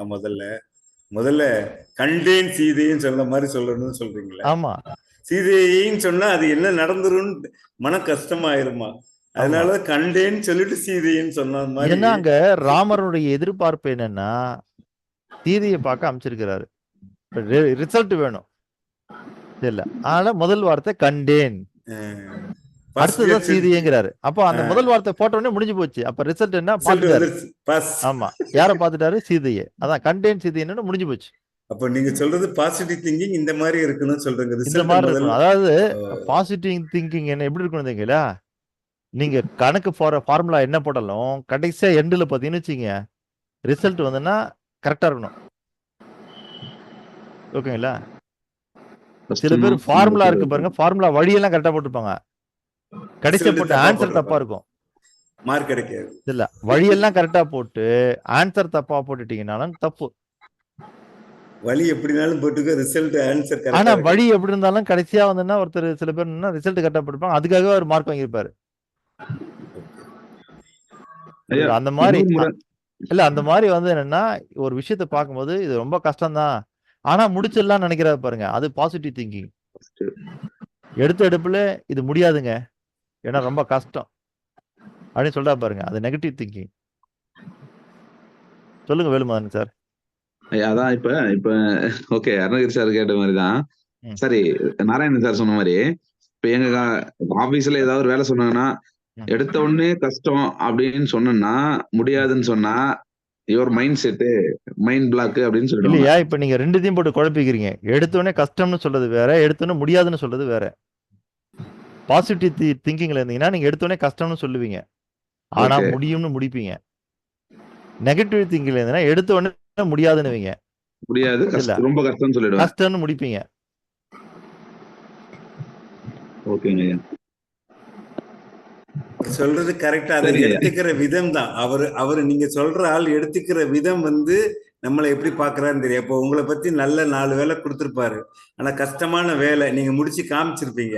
இப்ப 5வது வேலை உங்கள்ட்ட கொடுக்கும்போது நீங்க அதே தான் சொல்லுவீங்க, சார் இது இப்போ கஷ்டம் சார். நான் இப்ப காலையில இருந்து பாடம் நடத்துதுன்னா இயற்கையில் இருக்கக்கூடிய இலகுத்தன்மையும் எளிமைத்தன்மையும் உங்க மனசோட இணைக்கணும்னு. உடனே நம்ம நாராயண ஐயா என்ன கேட்டாங்க, எல்லா இடத்துலயும் முடியுமா? அடுத்த கொஸ்டின் என்ன, எல்லா இடத்துலயும் முடியுமா?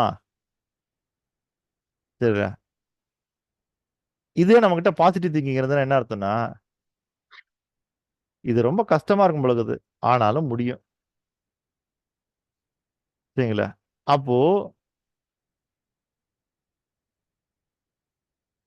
என்னமோ போட்டிருக்காரு நம்ம அருணகிரியா. ஐயா என்னங்க ஐயா போட்டிருக்கீங்க? அதான் சார் நீங்க சொன்னீங்கல்ல, நம்பிக்கை தான் உண்மை, ட்ரூத். ஆமாங்க ஐயா. அது தமிழ்ல எழுதல, இங்கிலீஷ்ல எழுதிருக்கேன். எதையாவது இந்த மாதிரி போட்டு விட்டுறாதீங்க, தமிழ்லன்னா எனக்கு டக்குன்னு புரிஞ்சிடும். Today is very very important day for me because நம்பிக்கை தான் உண்மை, ட்ரூத். ஆமாங்க ஐயா. நன்றி ஐயா. இன்னொரு சின்ன கேள்வி, கிளாரிபிகேஷன் தான். இப்ப நம்ம வந்து இங்க வந்து சொன்னீங்க, இப்ப நம்ம மனிதர்கள் டூர் போகும்போது பிரிக்ஸ் ஆகி நல்லா ஹாப்பியா வராங்க பிகாஸ் ஆஃப் எதிர்மறை அயனிகளை வந்து அவங்க பாக்குறாங்க, அதனால வந்து அவங்களுடைய செல்கள் ஆக்டிவேட் ஆகுது, நல்ல சந்தோஷமா இருக்காங்க அப்படின்னு சொல்லி சொன்னீங்க.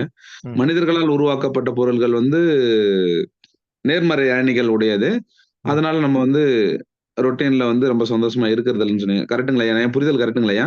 கரெக்டு தான்.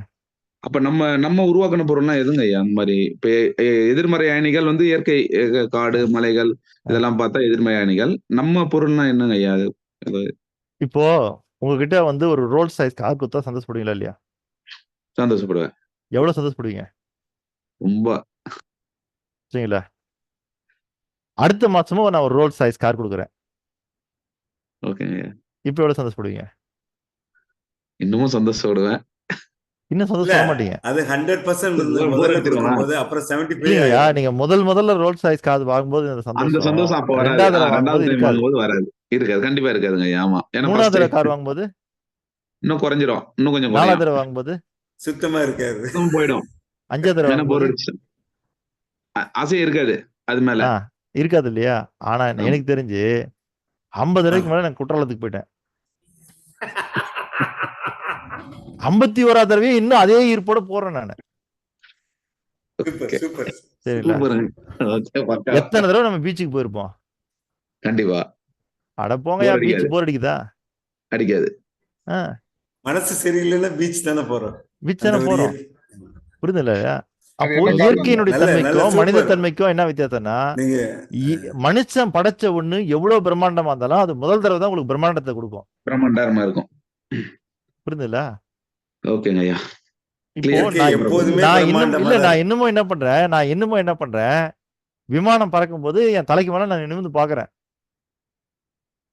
அருணகிரியா என்ன பண்ணுவாரு, அடா போங்க இத பார்த்து தச்சு போச்சு. அப்போ மனிதன் படைத்தது எவ்வளவு பிரம்மாண்டமாக இருந்தாலும் அது உங்களுக்கு முதல் தடவை தான் பிரமிப்பை தரும், 2வது தடவை தராது, இல்ல குறையும். ஆனா இயற்கை அப்படி இல்ல. நீங்க எத்தனை தடவை குற்றாலத்துக்கு போனாலும் இருக்கு இன்னும் கூடிக்கிட்டே இருக்கும். எத்தனை தடவை ஏற்காடுக்கு போனாலும் இன்னும் கூடிக்கிட்டே இருக்கும். எத்தனை தடவை கொடைக்கானல் போனாலும் கூடிக்கிட்டே இருக்கும். இல்ல எத்தனை தடவை ஒகேனக்கல் போனாலும் கூடிக்கிட்டே இருக்கும். எத்தனை தடவை பீச்சுக்கு போனாலும் கூடிக்கிட்டே இருக்கும். இதெல்லாம் என்னன்னா, இதெல்லாம் அதுதான் சொல்ல, இதெல்லாம் நெகட்டிவ் அயோன்ஸ் இருக்கக்கூடிய இடம். இதெல்லாம் இயற்கையினுடைய தன்மை. சோ இப்ப அந்த அயோன்ஸ் ஓகேங்க ஐயா. இன்னொன்னு இந்த இப்ப அயோன்ஸ் சொல்றீங்க இல்லையா, அது வந்து நம்மளது நெகட்டிவா இருக்கும்போது அது பாசிட்டிவா இருந்ததுன்னா திரும்ப அகைன் ஒரு கிளாரிபிகேஷன் தான், அது சந்தோஷமா இருப்போம். ரெண்டும் நெகட்டிவா இருந்ததுன்னா சந்தோஷம் இருக்காது, அவ்வளவுதான். இல்லைங்கய்யா, அதாவது என்னன்னா உங்ககிட்ட இருக்கிற அயன் என்னன்னு கேட்டீங்கன்னா நெகட்டிவ் அயோன். நெகட்டிவ் சரிங்களா? நேச்சுரல் என்ன அயோன் இருக்குன்னா நெகட்டிவ் அயோன். அதனாலதான் அது சேரும்போது நீங்க சந்தோஷமா இருக்கிறீங்க. மனிதன் எதெல்லாம் பொருளா உருவாக்கி வச்சிருக்காங்கன்னா அந்த பொருள்ல இருந்து வெளியிடப்படுவதெல்லாம் பாசிட்டிவ் அயான். பாசிட்டிவ். ஓகே. அப்போ நீங்க நேச்சுரலா எப்படி இருக்கீங்க, நீங்க நெகட்டிவ்ல இருக்கீங்களா, அந்த பாசிட்டிவ் உங்க மேல அடிக்கும் போது உங்க எனர்ஜி குறைஞ்சிட்டே இருக்கும்.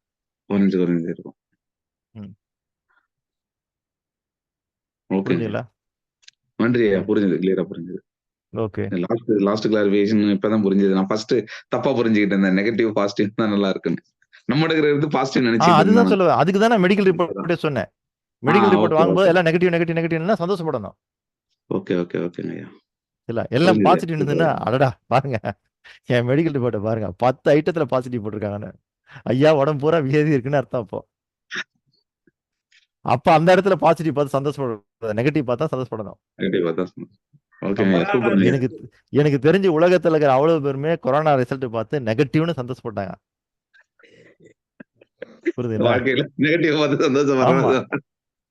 அப்போ அதுதான் சொல்ல வர, நாம நெகட்டிவ்னா அது தப்பானது, பாசிட்டிவ்னா நல்லதுன்னு டிஃபால்ட்டா செட் பண்ணக்கூடாது. ஆமா, அதனால எங்க நெகட்டிவ் இருக்கணுமோ அங்க நெகட்டிவ் இருக்கணும், எங்க பாசிட்டிவ் இருக்கணுமோ அங்க பாசிட்டிவ் இருக்கணும். ஓகேங்க ஐயா, புரிஞ்சுங்களா? ரொம்ப கிளியரா புரிஞ்சுதுங்க, நன்றி ஐயா. இப்போ அம்மன் நோய்க்கு போடுற தடுப்பூசி இருக்கு இல்லையா? ஆமாங்க ஐயா. அது எப்படி கண்டுபிடிச்சாங்க?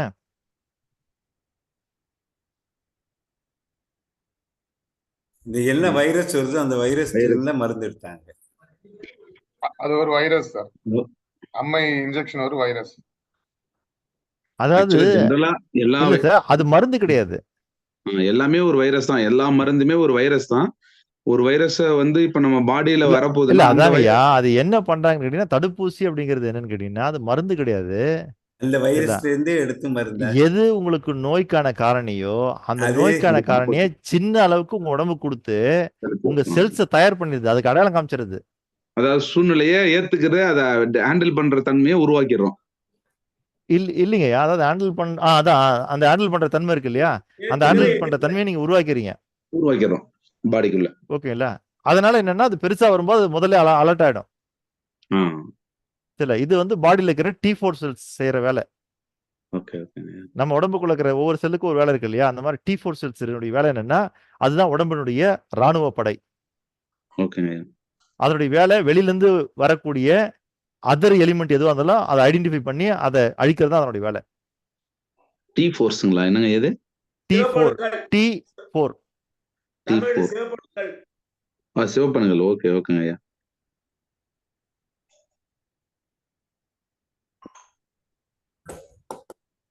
புரியுதுங்களா?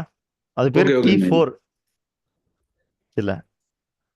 இப்போ HIV ஒரு வைரஸ் இருக்கு இல்லையா, அதுக்கு ஏன் இன்னும் மருந்து கண்டுபிடிக்கல? ஏன்னா அது அந்த T4 அழிச்சிடுது சார். அந்த T4க்கு என்ன சிறப்புன்னு கேட்டீங்கன்னா, நம்ம எந்திரன் படத்துல வரா மாதிரி அதனுடைய ஆளுங்க யார் யாருன்னு அதுக்கு தெரியும். இல்ல இந்த HIV வைரஸ் இருக்கு இல்லையா, அதுக்கு என்ன ஸ்பெஷல்னு கேட்டீங்கன்னா, அது உடம்புக்குள்ள வந்த உடனே தன்னை T4 செல்ஸ் மாதிரி உருமாற்றிக் கொள்ளும்.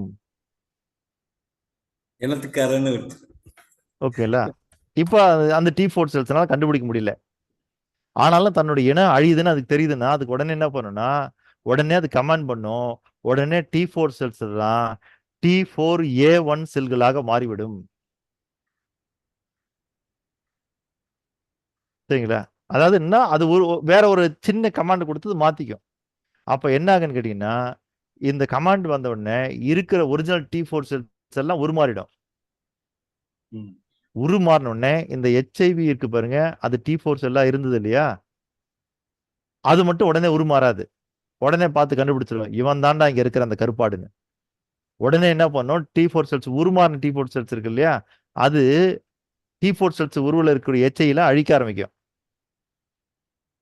உடனே அந்த வைரஸ் என்ன பண்ணுதுங்களா, உடனே ஸ்கேன் பண்ணி ஏன்டா அந்த பிரச்சனைன்னு பார்த்தா T4 மாறிட்டான், இப்படி மாறிட்டான்னு அப்படியே ஸ்கேன் பண்ணு, அதே மாதிரி மாறி நீலா அப்படின்னு மாத்துது. அப்போ இந்த T4 செல்ஸ்ன்னு சொல்லக்கூடிய இந்த நம்ம உடம்பினுடைய இந்த ராணுவ படை இருக்கு பாருங்க, அது எத்தனை தடவை தன்னை உருமாற்றி கொண்டாலும் அத்தனை தடவை HIV வைரஸும் உருமாறுகிறது. அது தகுந்த மாதிரி மாறிக்கிட்டே இருக்கு. ஆமா, இப்ப சிக்கலே அங்கதான். இது எத்தனை தடவை மாறினாலும் அத்தனை தடவை அது மாறிக்கிட்டே இருக்குது. அதனால என்ன ஆகுதுன்னு கேட்டீங்கன்னா, அது கொஞ்சம் கொஞ்சமா அதான் சொல்றேன்.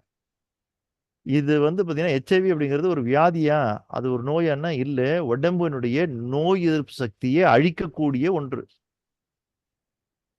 புரியுதுல்ல? நீங்க நல்லா பார்த்தீங்கன்னா தெரியும். அது உடம்ப கொஞ்சம் கொஞ்சமா உருக்குலைச்சு அதுக்கு என்ன காரணம்? வேற ஒன்றும் இல்லை. இந்த T4 செல்ஸ் உருமாறும் பொழுது அது தண்ணியை உருமாத்திட்டே இருக்குது. அதனால அது என்னன்னு T4 செல்ஸ் அழிச்சிக்கிட்டே வரும். உங்களுடைய உடம்பினுடைய எதிர்ப்பு சக்தியெல்லாம் குறைஞ்சிக்கிட்டே இருந்ததுன்னா என்ன ஆகும்? நான் தும்முனா கூட உங்களுக்கு பிரச்சனை. சரிங்களா? ஒரே ஒரு புகைப்பட்டாலும் உங்களுக்கு பிரச்சனை. லைட்டா பனி வந்துச்சுனாலும் பிரச்சனை. கொஞ்சம் சூடு அதிகமாயிடுச்சுனாலும் பிரச்சனை. அப்ப எல்லாம் பிரச்சனையாகும் அப்புறம்.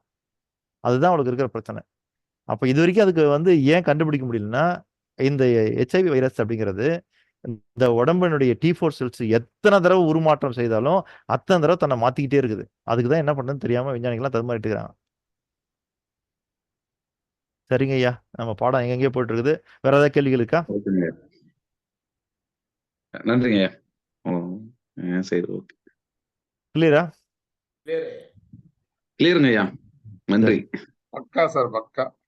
ஓகே ஐயா. நம்பிக்கை தான் உண்மையும் உருவாக்குகிறது. ஆமாங்க ஐயா. இன்னைக்கு மறக்க முடியாத நாள் சார் வாழ்க்கையில். அப்படிங்களா? பாக்குறேன், 10 நாள் கழிச்சு கேட்பேன் சார் அந்த மறக்க முடியாத நாள் என்னன்னு. சார் சார் உண்மைதான் சார். நீங்க ஏற்கனவே தீவிரமா இந்து மதத்தை ஃபாலோ பண்ணீங்க, இப்ப புத்த மதத்தை ஃபாலோ பண்றீங்க. நாளைக்கு எதை ஃபாலோ பண்ணுவீங்கன்னு கேட்டாங்க வீட்டுல. அதனால அதை மாறிக்கிட்டு தான் வரேன். சோ நான் எது உண்மையோ அதை நோக்கி போயிடுறேன். நீங்க சொன்னது இப்ப உண்மைதான். ஆமாங்க ஐயா. அதனால என்னோட வாழ்க்கையில மறக்க முடியாத நாள் இன்னைக்கு. நன்றி நன்றி. மீண்டும் நாளை காலை 5 மணிக்கு சந்திப்போம் என்று கூறிக்கொண்டு உடனிருந்து விடைபெறுவதற்கு முன்பாக லட்சுமி அம்மா சார் மக்கள் எளிமைக்கான கூட்டு பிரார்த்தனை. சேர்த்துக்கங்க சார். ரிச் லட்சுமி சிவலிங்கம் அம்மா சொல்லுங்க. உலக மக்களின் நன்மைக்கான கூட்டு பிரார்த்தனை. உலக மக்களின் நன்மைக்கான கூட்டு பிரார்த்தனை. உலகின் எல்லா உயிர்களையும் படைத்த சர்வ வல்லமையும் ஈடு இணையில்லா சக்திகளின் பிறப்பிடமாக உள்ள இயற்கை பேராற்றலின் மாபெரும்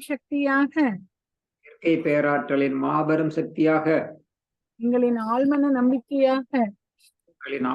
நம்பிக்கையாக எங்களுக்குள் பெருக்கெடுத்து ஓடும் நேர்மறை ஆற்றலே அனுதினமும் உற்சாக ஊற்றாயிருந்து நாங்கள் அனைவரும் சகல ஐஸ்வர்யங்களுடன்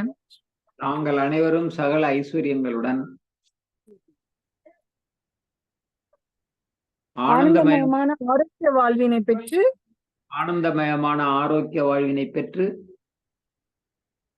அதிகாரம் ஆளுமை செல்வாக்கு வல்லமை கொண்ட மனிதர்களாக ஞானம் புகழ் வெற்றிகளை அடைந்து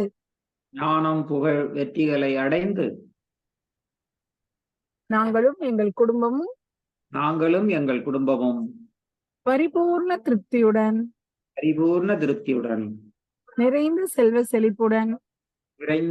செழிப்புடன் மிகவும் நிம்மதியான வாழ்வினை வாழ்ந்து வருகிறோம்.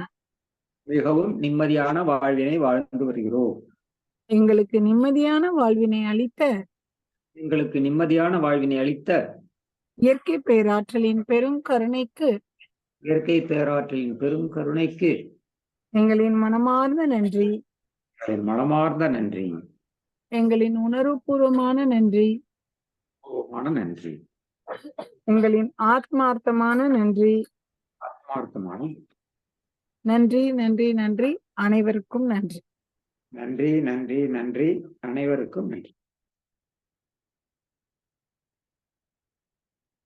எல்லாருக்கும் நன்றி சார். வணக்கம்.